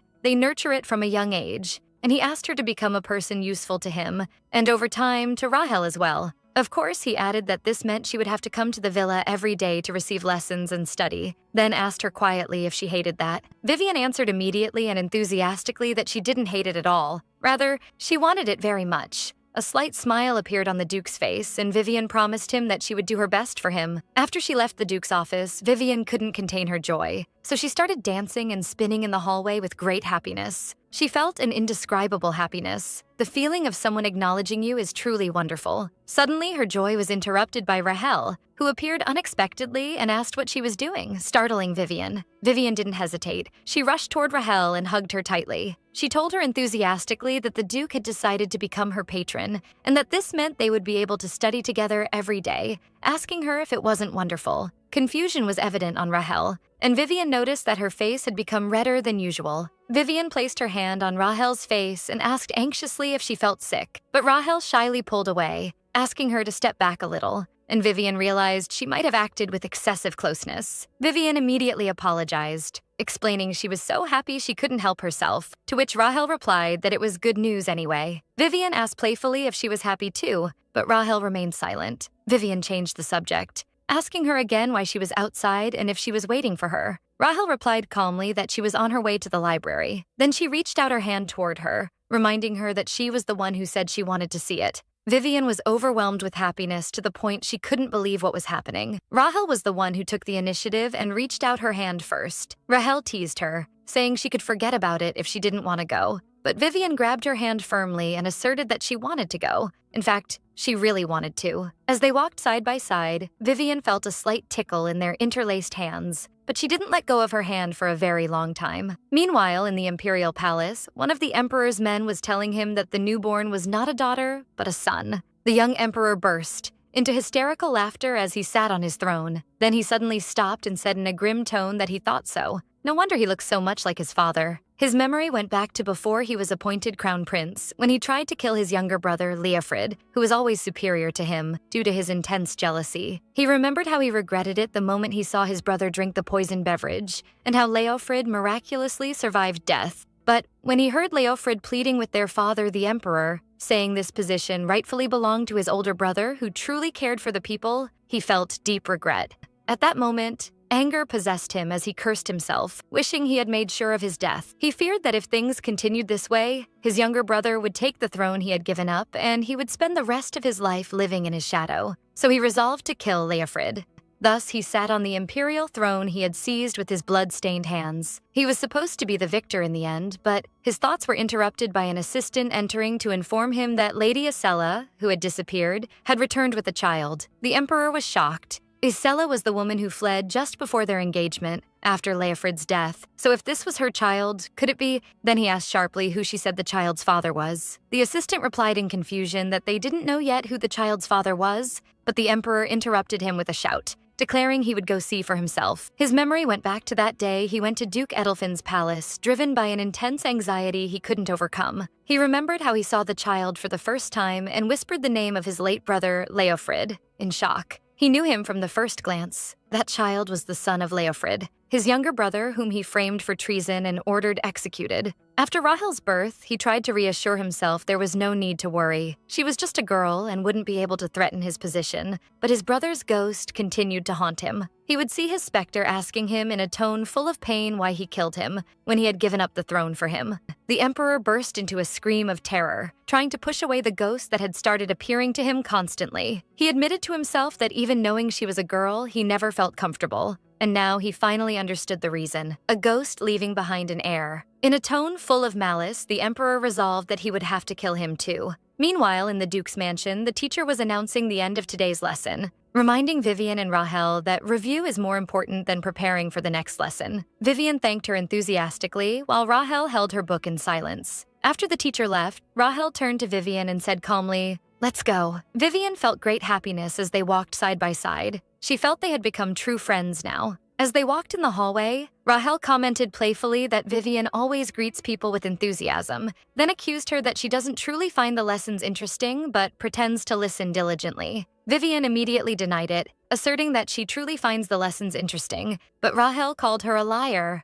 Vivian insisted she wasn't lying, so Rahel asked with a sly smile about those drawings she was making in her book earlier. Vivian was shocked, wondering to herself when Rahel managed to see that. In confusion, Vivian claimed she was reviewing the art lesson, for review is more important than preparation. But Rahel was not convinced and asked her about her dozing off with her eyes half open during the philosophy lesson. Vivian realized Rahel wasn't paying attention to the lesson, but was watching her the whole time. And though she admitted to herself that the fault was hers, she felt some embarrassment. Vivian begged Rahel not to tell the Duke about it, and Rahel replied that it depended on her behavior. Vivian grumbled that this was very mean, but she suddenly noticed that Rahel was smiling. Vivian was dazed by her beauty, thinking she looks more beautiful when she smiles. She wondered to herself why she hadn't been smiling until now. What a loss. But Rahel's smile soon faded. Vivian was surprised by her sudden change of expression. At that moment, the Duke and the butler appeared, descending the stairs, and Vivian wondered if the Duke was going out. Vivian bowed respectfully and greeted them, and the Duke asked about her lessons today. She answered enthusiastically that they were interesting, then suddenly became worried that Rahel would reveal her secret of sleeping. But when she looked at Rahel, she found her completely silent, as if she didn't plan to say anything at all. Vivian wondered in confusion if this silence was due to the Duke's presence. The Duke told Butler Owen that they would leave now, then allowed the two girls to depart to continue playing. So Vivian bid them farewell, wishing them a safe journey. As they watched the Duke leave, Vivian commented that the Duke didn't seem very happy. Nevertheless, she wished in her heart that their relationship would improve, for Rahel was his only family. Vivian wondered to herself if she should intervene to break this silence, then enthusiastically suggested to Rahel that they go have some snacks, playfully claiming it wasn't as if she wanted sweets for herself. The two girls sat on the garden balcony eating sweets, and as Vivian enjoyed every bite, she noticed that Rahel was eating slowly and absent-mindedly. Vivian reminded herself at that moment of her primary goal. Vivian initiated the conversation, asking Rahel if she had any worries or matters troubling her, explaining that friends are supposed to share what is in their hearts. She added that when a friend is sad, they comfort one another, and when angry, they stand on each other's side, even exchanging secrets they can't tell anyone else to become closer. Rahel replied that she didn't have anything of the sort. Vivian thought that perhaps Rahel hadn't spoken about such matters with others before, to the point she didn't realize her own feelings, so she decided to give her an example. Vivian sighed and said that she was the one who had a worry. She told her that her father had cut ties with his family when he married her mother, for they were strongly opposed to this marriage. She added that even when she asks about her grandparents, her father doesn't answer clearly but merely smiles, expressing her hope that they could reconnect and reconcile. Rahel was listening to her in complete silence. This was indeed Vivian's real worry, but deep down she hoped Rahel would link this story to her tense relationship with her grandfather, the Duke. Rahel surprised Vivian with her comment, noting that perhaps her father was afraid his family wouldn't accept him. She explained that merely being family doesn't guarantee forgiveness, and if the relationship collapsed again, he would be severely hurt. Vivian realized she had never thought of her father's feelings this way,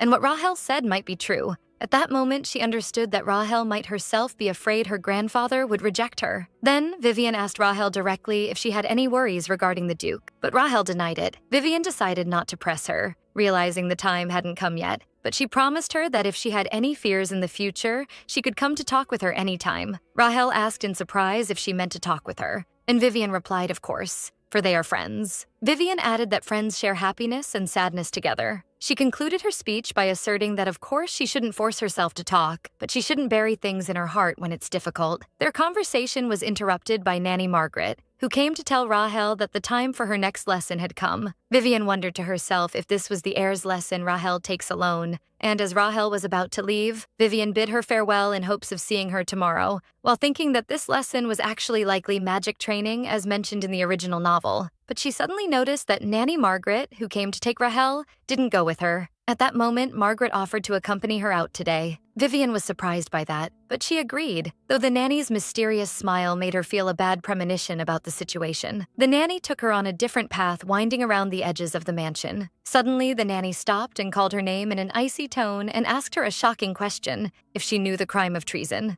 Vivian replied to the nanny, saying she had learned that insulting His Majesty the Emperor and the imperial family and threatening them is considered a crime, but she was surprised by that sudden question. The nanny told Vivian she knew very well what treason was, then asked if she also knew what happens to those guilty of it, explaining that His Majesty imposes a severe punishment on them.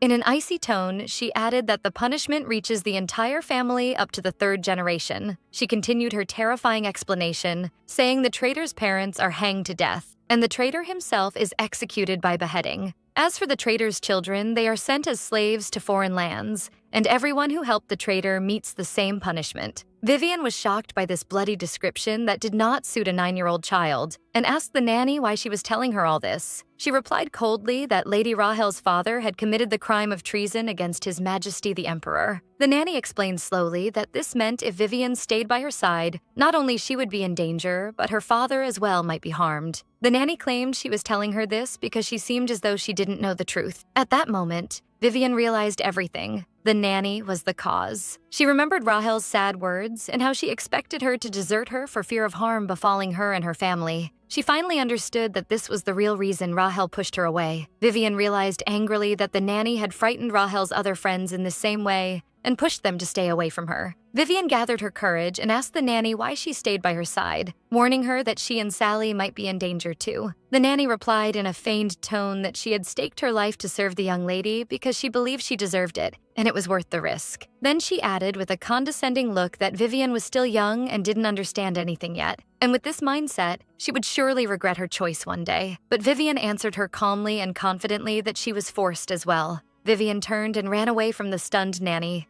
Vivian screamed to herself as she ran that she had staked her life too. With her own life, the nanny looked at Vivian as she moved away in shock and anger. Vivian resolved that she must separate Rahel from that woman, for she didn't know if the nanny isolated Rahel to protect her or if she had another motive. Regardless of the reason, hurting Rahel in this way was wrong, and the first thing she had to do was… The next day, Vivian took Rahel to the village. So Rahel asked her why they had come here. Vivian told her she would buy gifts for the maids from the general store, explaining that if the young lady presented the gifts to them herself, she could get closer to them. Rahel wondered why she needed to get closer to the maids, so Vivian replied innocently that if their relationship was good, she could ask them to bring her snacks secretly at night. Rahel rejected the idea, saying she didn't need that, and that they would still be afraid of her anyway. Vivian admitted to herself that this was somewhat true. She thought that if Rahel wanted to rely less on her nanny, she had to get closer to the people in the mansion. Vivian tried to encourage her, saying they were only afraid because they didn't know her well yet, not because they hated her. She explained with a smile that anything unknown is scary, like unknown roads and unknown problems. She assured her that once they got to know her, they wouldn't be afraid of her anymore. Vivian grabbed Rahel's hand and encouraged her to enter the store with her. When they entered, Vivian greeted the store owner, Peter, who was sleeping, so he woke up in a fright and coughed in confusion.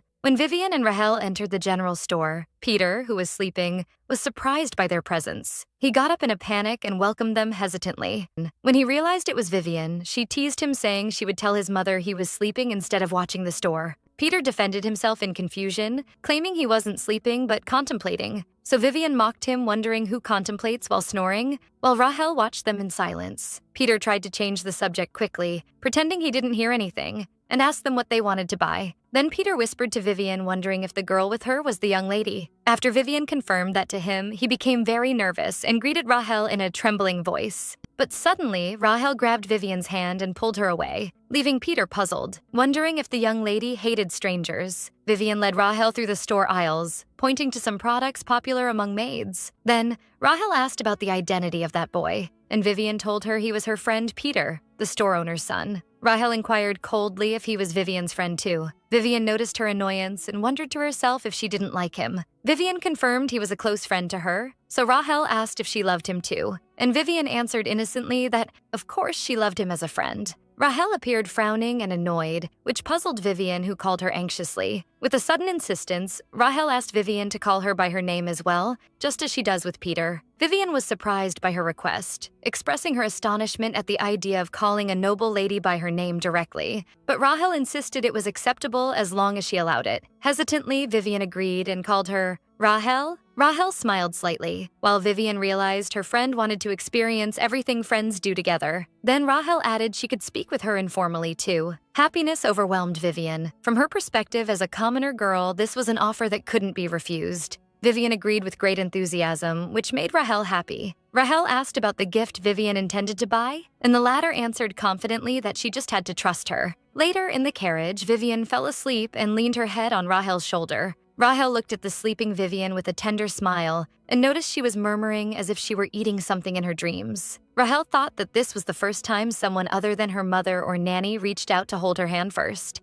Rather, Vivian was the first to hold her hand again, that hand which Rahel had long kept away from others for fear her hidden secret would be exposed. Rahel remembered that moment when Vivian promised to stay by her side, and how her hazel eyes shone brilliantly. The hand she held was soft and warm. Rahel felt she didn't want to let go of her hand even for a moment. Vivian alone was a special person because she stood on her side, but she felt sad thinking that for Vivian, she wasn't a special person. She was just one friend among many. But Rahel didn't want to be an ordinary friend who could be anyone. She wanted Vivian to look at her alone and to hold her hand alone. She wanted Vivian to love her only. While Vivian was sleeping peacefully, Rahel whispered to herself that just as Vivian is the only one for her, she wants to be the only one for Vivian too. Inside the carriage, Rahel was thinking about her desire to become a special person to Vivian and wondered if they should share a secret to deepen their relationship. She remembered Vivian's previous words that true friends share their feelings and secrets to become closer. Doubt seized Rahel for a moment, wondering if revealing her secret would truly bring them closer. Her biggest fear was Vivian's reaction if she discovered that she was actually a boy, and whether she would stay by her side after that.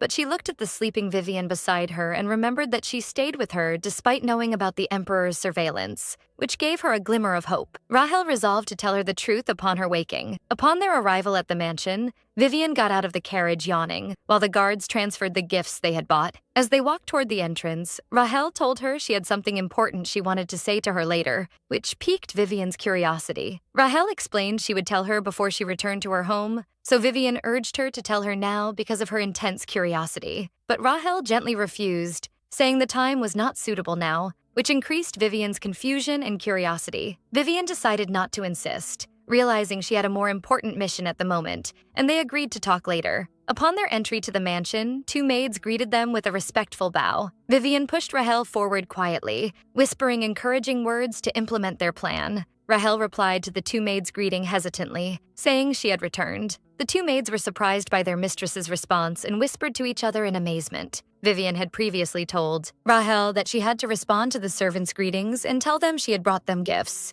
And Rahel succeeded in the first step, which made Vivian happy as she waited impatiently to mention the gifts.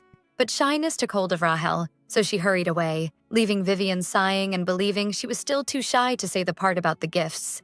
Vivian decided to take the initiative, so she called to the maids to catch their attention. With a broad smile, she announced that the young lady had prepared gifts for them all, which shocked the maids. Vivian gathered the maids around Rahel and presented them with the cosmetics she bought, explaining they were very famous products in the village. Vivian continued her description enthusiastically, asserting they make the skin soft like a child's skin. One of the maids expressed her happiness, saying she intended to buy some after she heard Vivian mention them last time. Then Vivian added a white lie, claiming Rahel felt sorry for her lack of interest in them earlier and that she appreciated their hard work, while Rahel looked at her in shock, wondering to herself when she said such a thing. The maids were deeply moved and thanked their mistress warmly for this kind gesture. They promised her they would work harder from now on while Rahel stood in silence, still surprised by their reaction. Vivian felt some sadness seeing Rahel's surprise. She realized this meant her friend never expected her relationship with others to change even a little through this initiative. Later, while the maids were laughing together, one of them noticed Vivian's hair had become messy and suggested she re-tie it for her.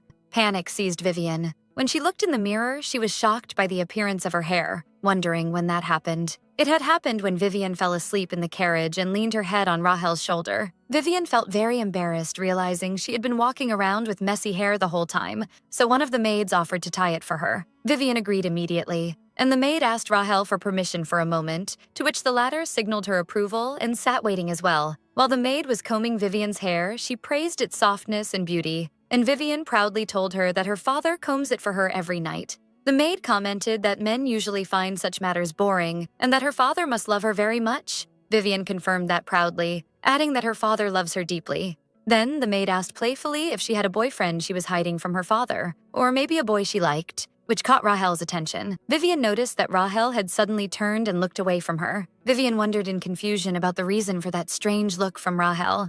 Her memory went back, and she remembered how Rahel seemed jealous of Peter earlier, and how she sharply asked if she loved him too. Vivian thought that girls their age are very sensitive about the concept of best friends, and perhaps this was the reason for Rahel's jealousy. To reassure her, she decided to be clear, telling her she had no intention of having any boyfriends at all because those matters weren't fun.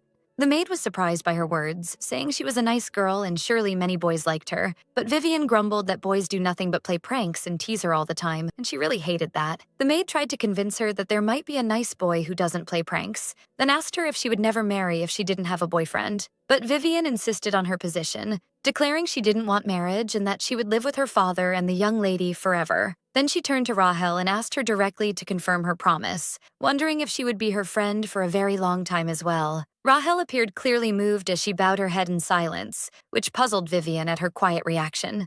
Meanwhile, in the Duke's office, the latter was busy with his work when he realized that the month of May had already arrived, and that the anniversary of his daughter Izella's death was approaching. His memory went back to his daughter on her bed when she told me she brought him flowers because they reminded her of her childhood when she used to give them to him. The Duke sighed sadly, thinking that despite 5 years passing since her departure, he was still unable to get used to her absence.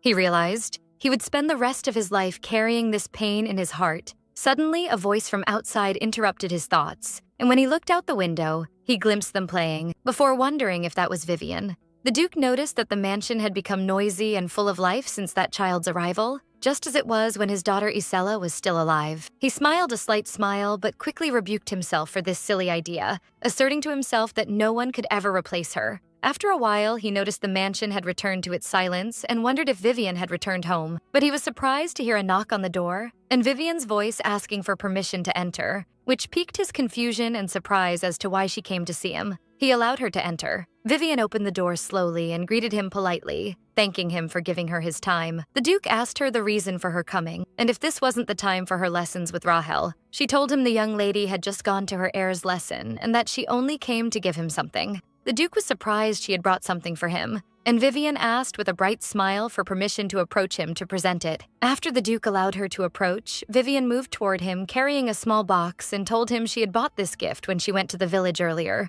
but she couldn't give it to him until now because he seemed busy. The Duke opened the box to find an elegant wooden bookmark inside. The Duke was surprised by this unexpected gift, noting that today was not his birthday, and that he hadn't done anything special for her recently to warrant this. Vivian explained enthusiastically that there was no specific reason, but while she was buying gifts for the maids, she saw this bookmark and felt she must give it to him.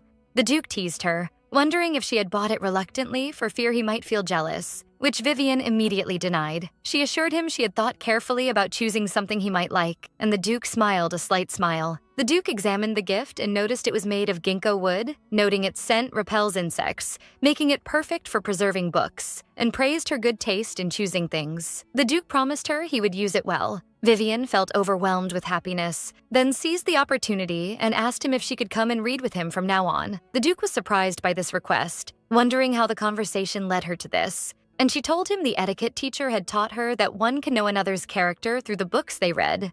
The Duke realized she wanted to know more about him and asked her why. She answered him quite frankly, saying she wished to become close to him. Then the Duke realized the gift was a bribe and asked her with a sly smile what she truly wanted, promising her he might fulfill her wish if she were honest. Vivian asserted that all she wanted was to become his friend. The Duke was shocked by her strange request. He asked her in confusion why she wanted that. Vivian thought to herself that she couldn't tell him she wanted to monitor his relationship with Rahel, so she answered that she felt he was a kind person. Then she added that the philosophy teacher had told her once that having a good friend is like living another life. For this reason, she wanted to become his friend. The Duke wondered to himself sarcastically if the lessons had made her thinking more complex. Vivian continued her talk playfully, saying it would be fun to become friends and that she had many friends his age. This sparked the Duke's laughter, who asked in amazement if she meant she had befriended people his age before. After a moment of thought, the Duke agreed to her request. He told her she could come anytime she wished. Happiness overwhelmed Vivian. From that day on, Vivian visited the Duke whenever Rahel went to attend the heir's lessons. And despite her initial worry that he might be annoyed by her frequent visits, he always welcomed her with snacks, and she would thank him happily. She believed in her heart that as long as he always served her sweets, he must like her.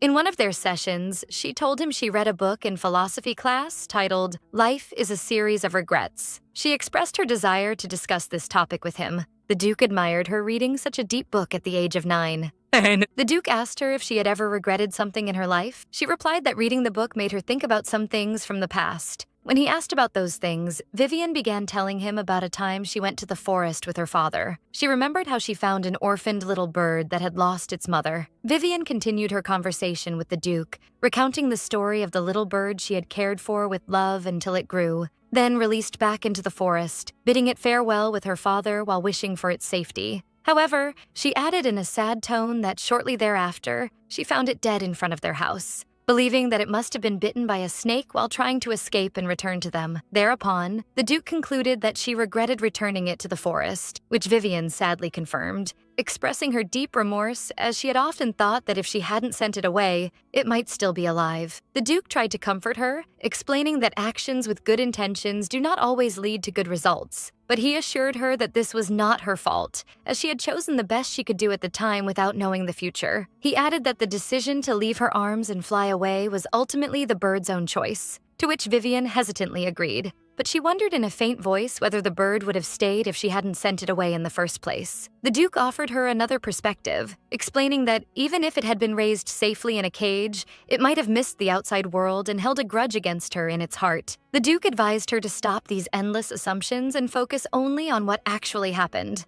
He explained to her that what happened was that the bird lived well beside her, and when it returned to the forest, it certainly enjoyed its freedom. He concluded his advice by saying that she must let go of the past, no matter how painful it was, assuring her that the little bird would not want her to remain a prisoner of that past either. Vivian thanked him, then surprised him by asking if he himself had ever regretted anything in his life. She explained that since he had listened to her, she wanted to listen to him too. After a moment of silence, the Duke felt a strange feeling that he could tell this child everything. He wondered in a faint voice if there was a life free of regret, then began his talk by mentioning that he had a daughter, as she knew. Vivian clarified, asking if he meant the young lady's mother, so the Duke confirmed it, adding that she was the child he had to take more care of as a father after she lost her mother early on. The Duke explained how precious and dear his daughter was, and that he only wanted to give her the most precious things in the world. But what she wanted was neither precious nor beautiful. They were always small and ordinary things. The Duke admitted that he forced her to take what he thought was best for her, believing that this was love. His memory went back to his daughter pleading with him to save Lefred, the man she loved. But he refused, asking sharply if she still had hope, and explaining that there was no evidence to exonerate Leofrid's name, and that helping him would make them traitors too. Then he reminded her coldly that as compensation for allowing Leofrid to die in silence, she had been promised the position of crown princess, so she had to forget about him. He remembered how his daughter looked at him in despair, realizing her folly, and he didn't even know that she was carrying his grandson in her womb. And so, that child who had always obeyed her father finally left his side to protect that precious little being. The Duke admitted that at that moment he realized he had not lived for his child, but for his selfish desires. Years later, that child returned with Rahel, but she was suffering from a terminal illness. Regret took hold of him as he thought that if he had respected her wishes, and if he hadn't let her run away, perhaps that terrible disease would never have afflicted her. He concluded his talk by admitting that he still regrets that day even now. Vivian was listening in silence, and she understood everything. She thought to herself that of course the young lady's mother must have hated the Duke forcing her to do what she didn't want. Vivian tried to comfort the Duke, explaining that parents are naturally like this. She linked his story to her personal experience with her father, for he used to force her to take medicine even if she didn't want to, just so she wouldn't get sick. And he used to prevent her from climbing trees for fear she would be harmed, even though she wanted to do it very much. Despite all that, she emphasized that she still loved her father very much, because she realized well that everything he did was out of his love for her. Then she concluded that based on that, the young lady's mother must have loved the Duke very much too, and that as much as this love, she would be sad if her beloved remained a prisoner of the past. Vivian's words brought back the Duke's memory of his daughter Isella on her deathbed, when she confessed to him that she had held a grudge against him in the past, and that she hadn't fully forgiven him yet. But she added that after becoming a mother, she began to understand his feelings, and she pleaded with him while holding his hand. He realized that her father couldn't have acted differently at that time, so she asked him to forgive the self he was in the past. After the Duke recalled this painful memory, he whispered to himself that it was time to let go of that child and let her rest.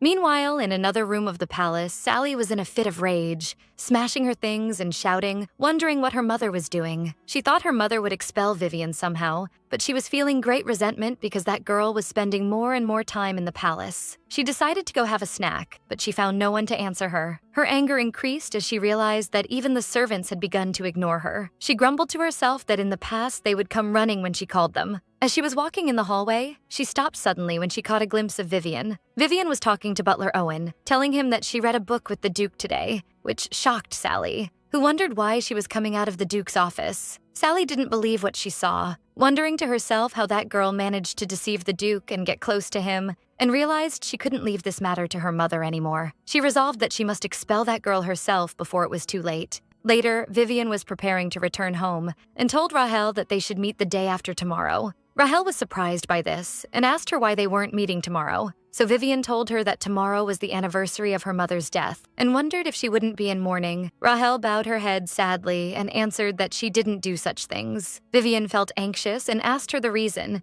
and if she was at odds with her mother, but she quickly backtracked, emphasizing that she wouldn't bring up the subject again because she didn't want to say anything that might hurt her. Rahel denied that it was like that, so Vivian asked her for the real reason then. Rahel explained that she didn't think her grandfather would like to see her in mourning for her mother. Vivian was shocked by her words and grabbed her, emphasizing to her that this was not true, for it is completely natural for a daughter to miss her mother and honor her memory. Rahel's memory went back, and she remembered how she heard the Duke say that if it weren't for her presence, her mother wouldn't have suffered or become sick like this. And she remembered how she saw her grandfather collapsed beside her mother, whispering sadly that Isella had ended up like this only to save her. At that moment, a horrific idea became ingrained in little Rahel's mind, that her mother's illness was because of her, and at her funeral, she was completely convinced that she was the cause of her mother's death. Rahel thought to herself that her grandfather must hate her, and that she too hated him, but deep down she was feeling very sorry as she didn't want to see him crying. So she concluded that it was best not to go to the memorial ceremony. Vivian interrupted her silence and asked her one direct question with sincerity, which was whether she missed her mother. After hesitation, Rahel admitted that she indeed missed her mother very much. Hearing that, Vivian grabbed her hand and suggested they go see her mother, which puzzled Rahel, who wondered how. Vivian explained that she meant her mother's portrait in the palace and asked her if she knew its location. So Rahel answered that she thought it was in the 4th floor gallery. Vivian smiled enthusiastically and suggested they sneak there today, for the Duke would be busy with the memorial tomorrow and wouldn't notice their absence. Rahel agreed immediately, expressing her desire to go. Vivian was happy with her agreement, but reminded her that flowers are supposed to be brought when visiting the deceased. Rahel suddenly remembered that her mother loved a specific type of flower. She explained that it was a flower called marca, and it only bloomed in the north, realizing sadly that it wouldn't be in bloom here. But Vivian didn't give up and suggested enthusiastically that they make them themselves. She asked her to describe the shape of the flowers, so Rahel told her that there were supposed to be drawings of them in the library. Vivian was excited about the idea and asked Rahel to go and search for the drawings, while she would go to make sure the gallery was empty of people. She bid her farewell in hopes of meeting soon and left hurriedly. While Vivian was on her way, Sally was watching them from afar with an evil look, whispering to herself that this was the end of Vivian. Later, Vivian and Rahel were sitting together having finished making the paper flowers, so Vivian shouted happily, announcing the end of the mission. She was very proud of the result, for the flowers were more beautiful than she expected, and she wondered to herself if she was a genius in the art of origami. But the truth was that Rahel was the one who did most of the work, as she folded 70% of the flowers herself. Vivian suggested they go to the gallery now, assuring Rahel that there was usually no one there. and it would be safe. And when they arrived, they made sure the place was empty. As they were walking toward the portrait, Vivian stopped suddenly. She was surprised by the presence of the nanny and Sally waiting for them. The nanny asked Vivian to talk to her for a little while,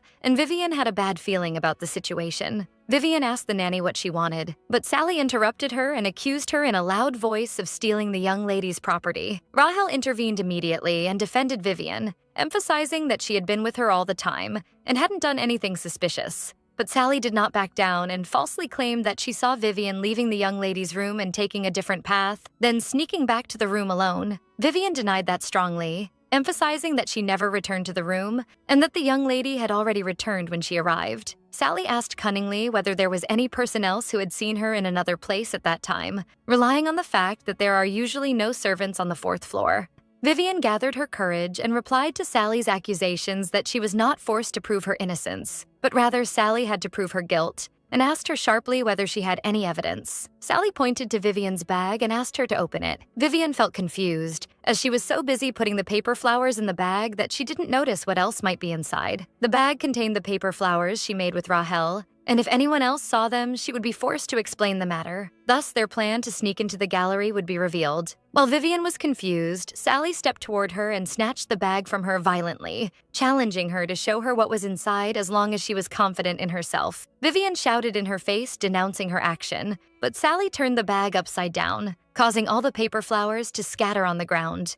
Among the flowers, something else fell. It was Rahel's hairpin. Vivian was completely shocked and wondered in panic how Rahel's hairpin reached her bag. She realized at that moment that she had fallen into a trap and that the nanny and her daughter had planned all this to expel her from the palace. Confusion took hold of her, and she wondered why they went to such an extent. Sally picked up the pin and shouted triumphantly that she had indeed stolen it. She pointed to the scattered paper flowers, claiming she made them only to hide the stolen pin. Then she accused her of being a very evil child, which caught the attention of some servants who began to wonder what was happening. The nanny joined the scene and scolded Vivian in a loud voice, wondering how she dared steal the young lady's hairpin and expressing her disappointment in her after the young lady trusted her. The servants began to whisper, believing that Vivian had indeed stolen the young lady's property. Vivian felt despair and tried to calm down and think of a way to prove her innocence, but she found no way out. She was the one who suggested going to the gallery, and she was the one who asked Rahel to search for the book in the library. Fear took hold of her, and she wondered whether Rahel would believe her now that the pin came out of her bag, and feared that Rahel would think she was deceiving her all the time. Suddenly, the servants' murmurs were interrupted by a majestic voice wondering about the reason for all this noise. It was the Duke who had just arrived. The nanny bowed respectfully, and the Duke asked her why she was disciplining this child. The nanny claimed that Vivian had entered the young lady's room alone and stolen something,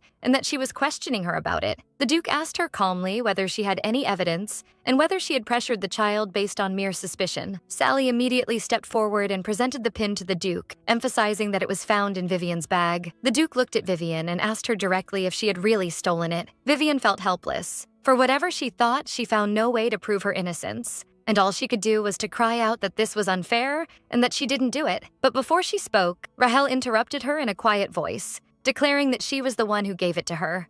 Vivian was completely shocked and didn't believe that Rahel had defended her. Rahel continued her talk coldly, directing her words to the nanny and wondering mockingly whether she needed her permission to gift her friend one of her belongings. The nanny tried to convince Rahel that covering up a friend's mistakes does not make for a good friend, but rather a true friend is one who points out mistakes. But Rahel interrupted her firmly, explaining that a true friend is one who believes their friend and helps them when they are treated unfairly. She remembered Vivian's words that taught her that when a friend is treated unfairly, one must believe them and help them, instead of running away. Then Sally turned to the paper flowers scattered on the ground and asked Vivian angrily why they were carrying such things. Rahel answered quietly that they made these flowers together to present them to her mother. Vivian felt surprise and gratitude, for Rahel was willing to reveal their secret plan in order to defend her. The Duke was surprised and asked her the reason for their desire to go today, and not tomorrow on the Memorial Day. Rahel answered hesitantly that the reason was that she believed her grandfather might not be pleased to see her there. The Duke was shocked by her words,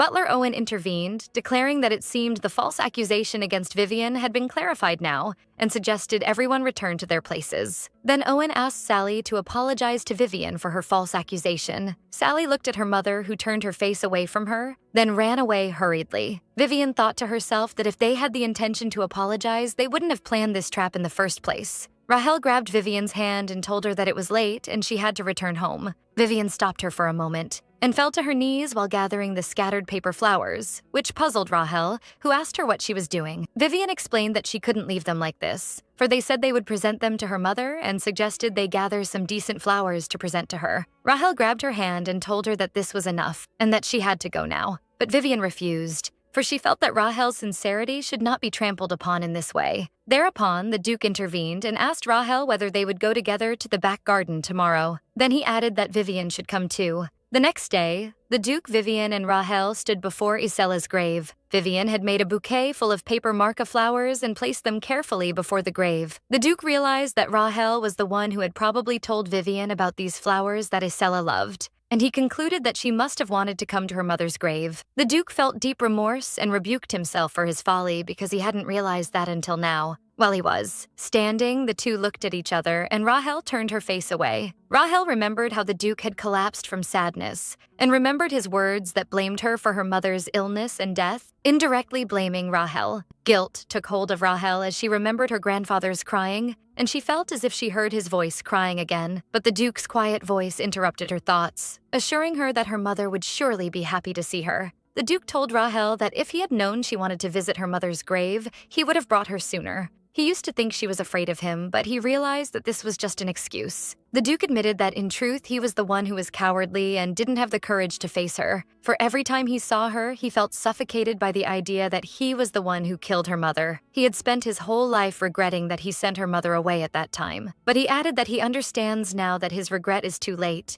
and that if he let this moment pass, he would regret leaving her alone again. Then he apologized to her sincerely. He admitted that he was a foolish grandfather, and that he realized that too late. Confusion took hold of Rahel, and she didn't know what to say or feel. Was this what she wanted to hear? Or was she angry? She didn't know the answer. While Rahel was lost in her thoughts, she ran away from them. Vivian explained to the Duke that perhaps the young lady didn't hate him, and compared the situation to her relationship with her father, where they feel embarrassed for a while after a quarrel and then reconcile. She added that the young lady had been hurt for a very long time, so it would take longer than that. Then she asked the Duke whether he would wait for her, and he answered, of course, and that he would wait for her no matter how long it took. At that, Vivian announced that she would wait with them too. Then she turned to him and said she would go see the young lady first. Vivian bowed before the Duke and left, leaving him with a faint smile. The Duke stood before his daughter's grave and promised her that they would be fine. Later, in the library, Vivian found Rahel sitting on the floor, crying. Vivian asked her if she had run away earlier because she was shy, or maybe because she hated the Duke, and she assured her that she could help her if she knew what she was feeling. Rahel remembered Vivian's previous words that friends share their true feelings. Rahel admitted that she was in truth not sure of what she was feeling. She didn't know whether she was happy or sad,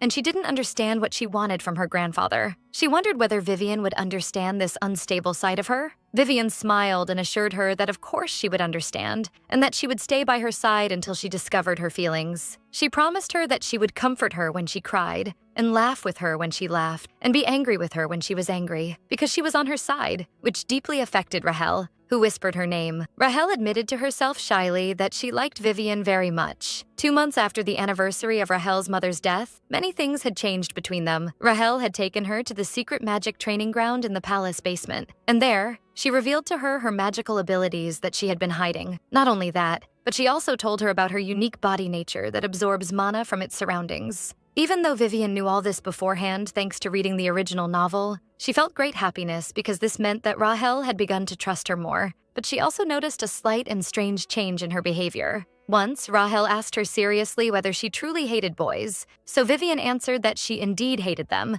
and that she would play with her only. Vivian thought that Rahel might be worried that she would marry one day and leave her, so she reassured her strongly, emphasizing that she wouldn't play with boys and would never hold their hands. Rahel appeared confused by this promise of hers, but she didn't ask again, so Vivian assumed she was reassured. The biggest change that happened since that day was that the Duke had begun inviting them together to have tea. Vivian noticed that Rahel's relationship with her grandfather was gradually improving. Rahel became more stable, no longer avoided the Duke and seemed to have let down her guard toward him. Most importantly of all, she began to look like a real child who had someone to rely on now, which greatly relieved Vivian. Suddenly, Vivian heard a strange buzzing sound. She wondered about its source and realized it was coming from the direction of the West Forest. She remembered that the adults had forbidden entry into that forest because of the frequent appearance of monsters in it, but she felt as if something were calling her from there. Rahel noticed her wandering thoughts and asked her if something was wrong, and Vivian quickly denied it. She convinced herself that this was just imagination, for it was impossible to hear a sound coming from the forest while she was inside the palace. At that moment, the Duke summoned them. He told them that the rain seemed ominous, and that it was better for them to wait until it stopped before Vivian left. While they were sitting, Vivian noticed that Rahel was holding her hand, and that the Duke was staring at them. Vivian was flustered and withdrew her hand quickly, wondering if it was rude to hold hands before him. But she was surprised that the Duke continued to stare at them even after she let go of her hand. The Duke commented that it rained a lot in the south, so Vivian asked him whether it was rare in the north, even in summer. The Duke explained that it didn't rain this much, and that the matter was completely different from the north, which he found interesting, even though the villagers didn't welcome summer very much. So Vivian told him that she loved rainy days too, because she slept well to the sound of rain. But she added anxiously that it shouldn't rain during the festival. The Duke was surprised by the word festival, so Vivian explained to him that it was a summer festival held every year after 2 weeks. She added enthusiastically that people wear demon and ghost costumes and sell a lot of delicious food, and this is what she liked about it. The Duke expressed his interest in ghost costumes. Thereupon, Vivian seized the opportunity and asked him politely whether she could wander around with Rahel on the day of the festival.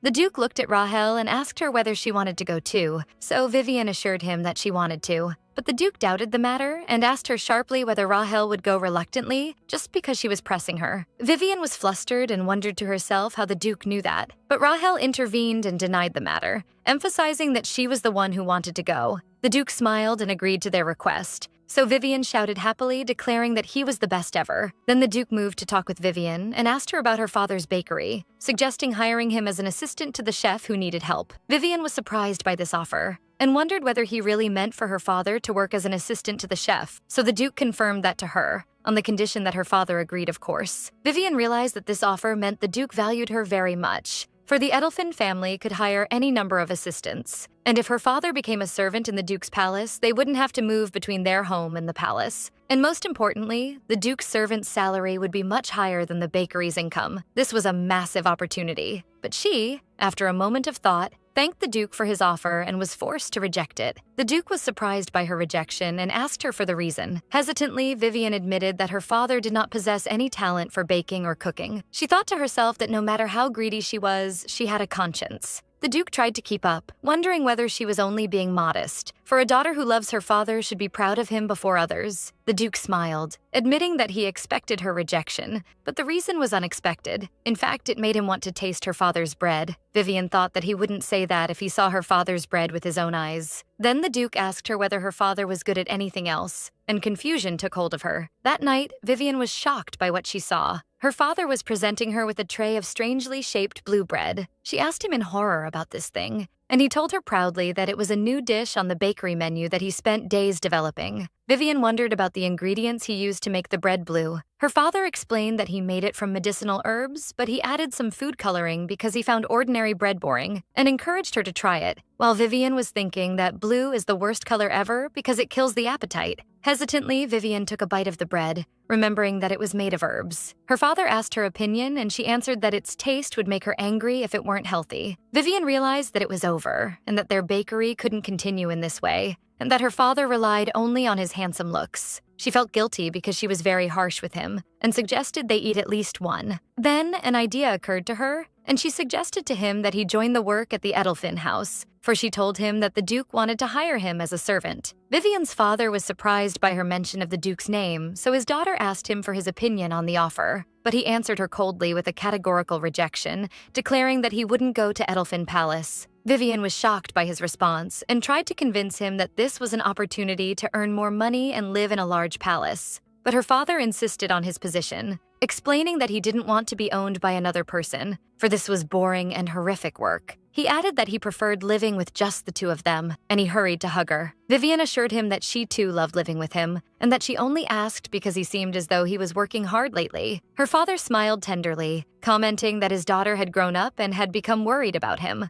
Then he remembered she hadn't had dinner yet and told her he had prepared soup. He explained happily that he used some medicinal herbs remaining from his bread, so Vivian thought in horror that he had put herbs in the food as well. And indeed, her father carried her to the table while telling her she had to try his soup, so Vivian felt she was doomed. While they were eating, her father asked her what she learned in the palace today. She answered that she took a history lesson, while thinking that she had begun to get used to this strange taste. And he asked her if she remembered what she learned from today's lesson. She tried to remember what she learned, then suddenly said the name Dean Luzoid. Suddenly, her father began to cough violently. So Vivian was frightened and asked him anxiously if he was okay. She rushed to bring water for him. After he calmed down, he thanked her, and she asked him whether he knew this person too. He answered her in confusion that he knew him, for he was a famous person anyway. Vivian assumed that since her father was from the Empire, it was natural for him to know him, and added that this man was a very famous and amazing person. Then she began to explain to him what she learned in the history lesson, which was that in this world, there is a race different from humans known as demons,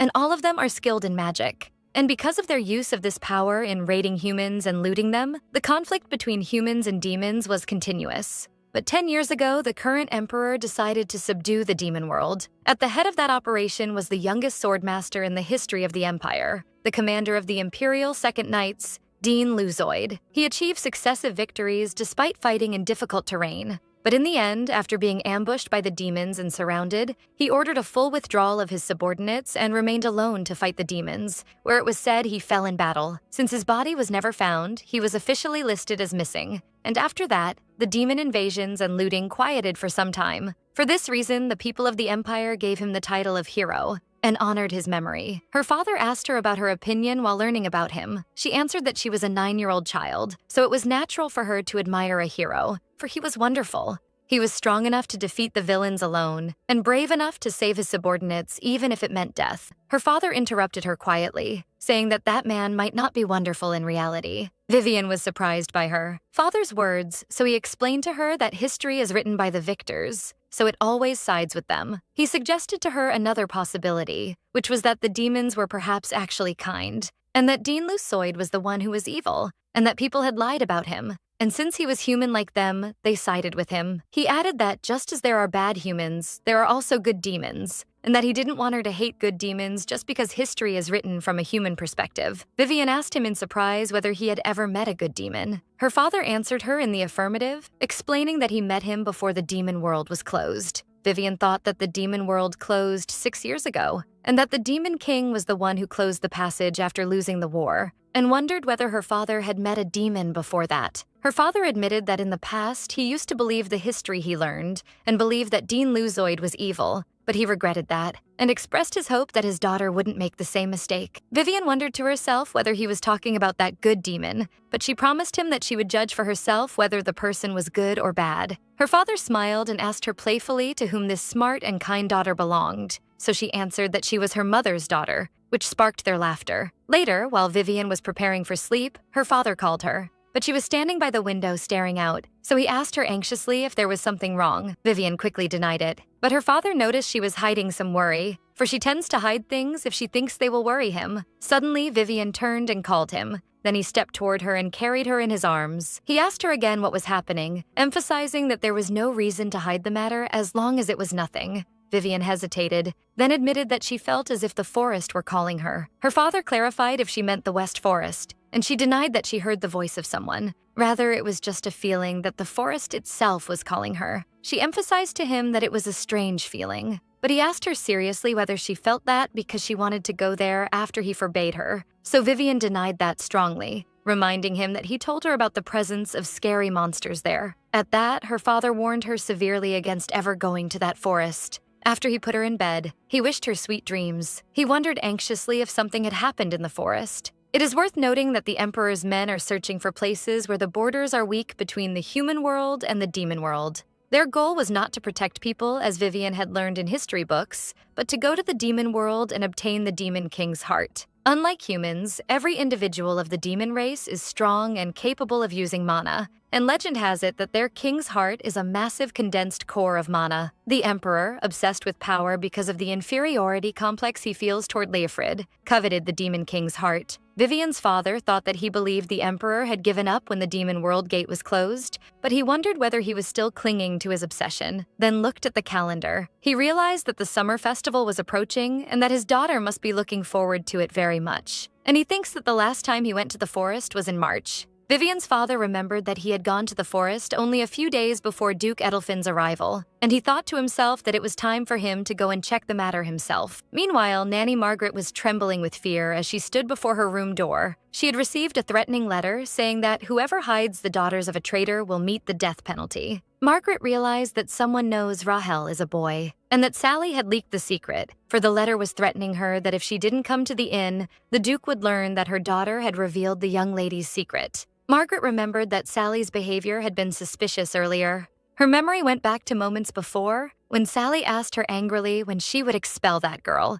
Margaret answered that she was waiting for the right opportunity, but Sally shouted in her face, saying Vivian might marry Rahel at this rate. Margaret exploded in anger and scolded her daughter for talking about this matter recklessly. Sally apologized, claiming she was angry and didn't realize what she was saying. Margaret warned her severely that the day anyone else heard this story would be the day of their death. Margaret suspected that Sally was the one who leaked the secret. At that moment, one of the maids handed her a letter that reached her from a strange man. Margaret realized she had to meet this man immediately, now that Sally was also involved. She went to the place specified in the letter and entered a dark room, and there she found a mysterious man waiting for her, who asked her about her life in the countryside during the past months. Margaret immediately realized that this man was the Emperor's inspector who visited the palace a few months ago. Terror seized her, for she understood that the Emperor knows Rahel's secret. She fell to her knees, begging him to have mercy on her, claiming she never dared to deceive His Majesty the Emperor. And she justified her actions, saying she only wanted to raise her daughter properly after she lost her father at an early age. But the inspector interrupted her coldly, emphasizing that he didn't summon her to hear her emotional pleas. And he told her that His Majesty wishes to deal with this matter quietly, and that she had to handle the matter herself, quietly. The required scenario was that the young lady, who went to the countryside to recover with her grandfather,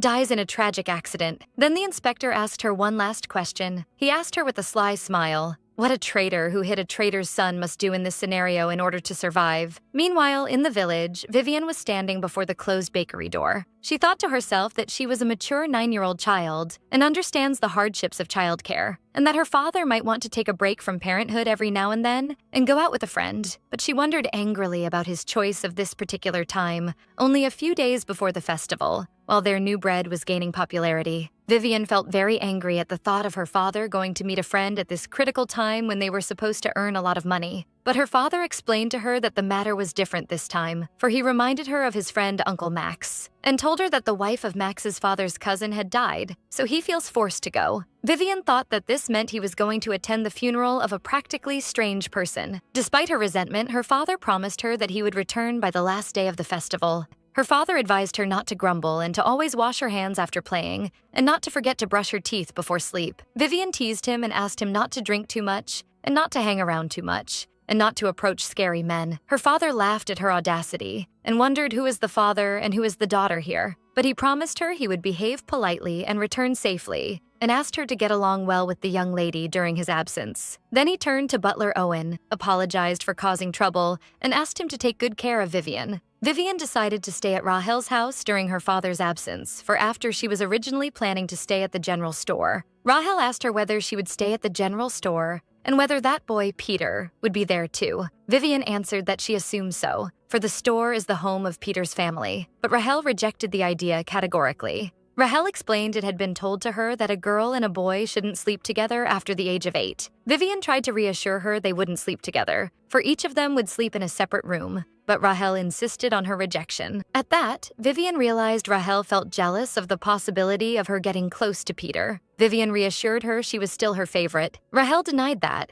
and suggested she stay in the palace instead, and explained there are many guest rooms, which Vivian had just realized. Vivian thought this is the perfect environment to leave a child in, as there is no need to travel by carriage, the place is safe, and she has friends there. So she happily agreed to the idea. The Thus, based on Rahel's desire, Vivian went to stay in the Duke's palace. Upon her arrival, Vivian told her enthusiastically that they could stay up all night and play, and even have pillow fights. Vivian was very excited to sleep at her friend's house for the first time. That night, while they were playing chess, Vivian yawned from sheer sleepiness. Rahel got up suddenly and announced she would go to her room now, so Vivian was surprised and wondered whether she wouldn't sleep here. Rahel explained, "This is Vivian's room," so the latter reminded her that it's customary for friends to sleep together when staying over. But Rahel answered that sleeping together before marriage conflicts with etiquette. Vivian tried to argue with her that this only applies to boys and girls, and since they were two girls, there was no problem with that. But Rahel insisted on her rejection and fled the room, leaving Vivian puzzled. Vivian grumbled, wondering whether they truly wouldn't sleep together for several days, and thought sadly that this might be their first and last night together, for as soon as her father returns, it will be impossible for him to allow her to sleep out of the house. But Rahel insisted on her rejection,